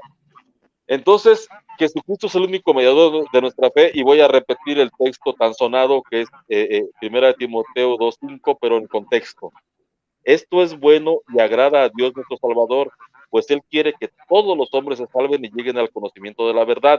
¿Cuál verdad? ¿Ir a la luz del mundo? ¿Creer en la No, porque hay un solo Dios y un solo mediador entre Dios y los hombres, Jesucristo hombre, que en el tiempo fijado dio el testimonio, se entregó para rescatar a todos. Este es el mensaje del que Dios me ha hecho predicador y apóstol. Yo no miento y es pura verdad. Enseño a las naciones en forma creíble y sin errores. Ese es el evangelio que Jesucristo es el sumo sacerdote, que Jesucristo es el apóstol y sumo sacerdote de nuestra fe. Ese es el evangelio. Entonces, dice, lo que decía del nombre, en Hechos 4. Entonces Pedro, lleno del Espíritu Santo, les dijo, jefes del pueblo y ancianos, hoy debemos responder por el bien que hemos hecho un hombre enfermo. ¿A quién se debe esta sanación? Sépanlo pues y todo el pueblo de Israel.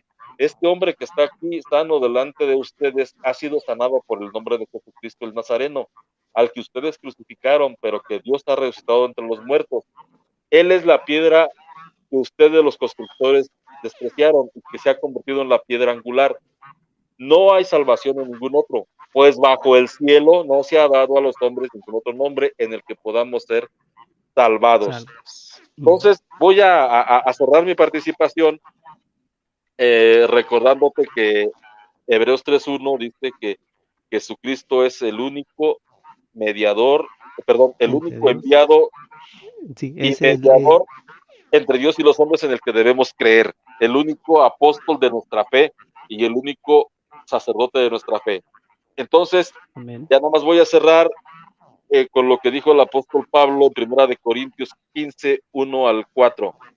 Quiero recordarles, hermanos, el evangelio que les anuncié. Ustedes lo recibieron y perseveran en él, y por él se salvarán si lo guardan tal como yo se los anuncié, a no ser que hayan creído otras cosas que no son. En primer lugar, les he transmitido esto tal como yo mismo lo recibí, que Cristo murió por nuestros pecados, por eso es sacerdote, porque se entregó por nosotros, como dicen las Escrituras, que fue sepultado y que resucitó al tercer día según las Escrituras. Primera de Corintios 15, 1 al 4. Y después el apóstol Pablo les dice a los Gálatas, me asombra que estén dejando ustedes a quien los llamó por la gracia de Cristo para pasarse a otro evangelio. No es que haya otro evangelio, sino que ciertos individuos están sembrando confusión entre ustedes y quieren pervertir el evangelio de Cristo. Pero si a alguno de nosotros o un ángel del cielo les predica un evangelio distinto del que les hemos predicado, sea maldito. Hojas de anatema. Como ya lo hemos dicho, ahora lo repito, si alguien les anda predicando un evangelio distinto del que recibió, sea maldito. Gálatas 1, del 6 al 9. Con eso cierro y ojalá que les quede bien claro que el único apóstol en el que debemos creer o ejercer es Jesucristo. Es Jesucristo. Así es como lo dice Hebreos 3.1. Se lo repito nada más para cerrar. Por tanto, hermanos santos, partícipes de una vocación celestial, considerad al apóstol y sumo sacerdote de nuestra fe, a Cristo Jesús. Hebreos 3.1. En mis palabras diría, el único enviado de Dios y único mediador entre Dios y los hombres en el que debemos creer, o sea, ejercer fe, es en nuestro Señor Jesucristo. Hebreos 3.1. Y el bautismo, precisamente se trata de ejercer fe solamente en Jesucristo. Cualquier otra pregunta que te hagan en el bautismo es una pregunta que no está dentro del orden bíblico. Que tengan bonita noche. Muchas igualmente, gracias. Carlos. Muy excelente exposición. Muy buena hilación, sinceramente. Que descanse, Carlos. Buen provecho. Y aquí estamos para la próxima. Vale, bye. Hasta luego. Recuerda Charlie, cuando iba Felipe junto al eunuco, nunca le dijo, ¿creéis el apóstol Pablo? ¿Crees, el apóstol Pedro? Exacto, ¿creéis que este bautismo es autorizado por un verdadero apóstol de Jesucristo? ¿Creéis y aceptáis las Escrituras como tu única regla de fe? ¿Creéis que este bautismo, que el ministro que te va a bautizar? Fíjate, Adonai, que ahí todo está implícito. Ahí todo está implícito.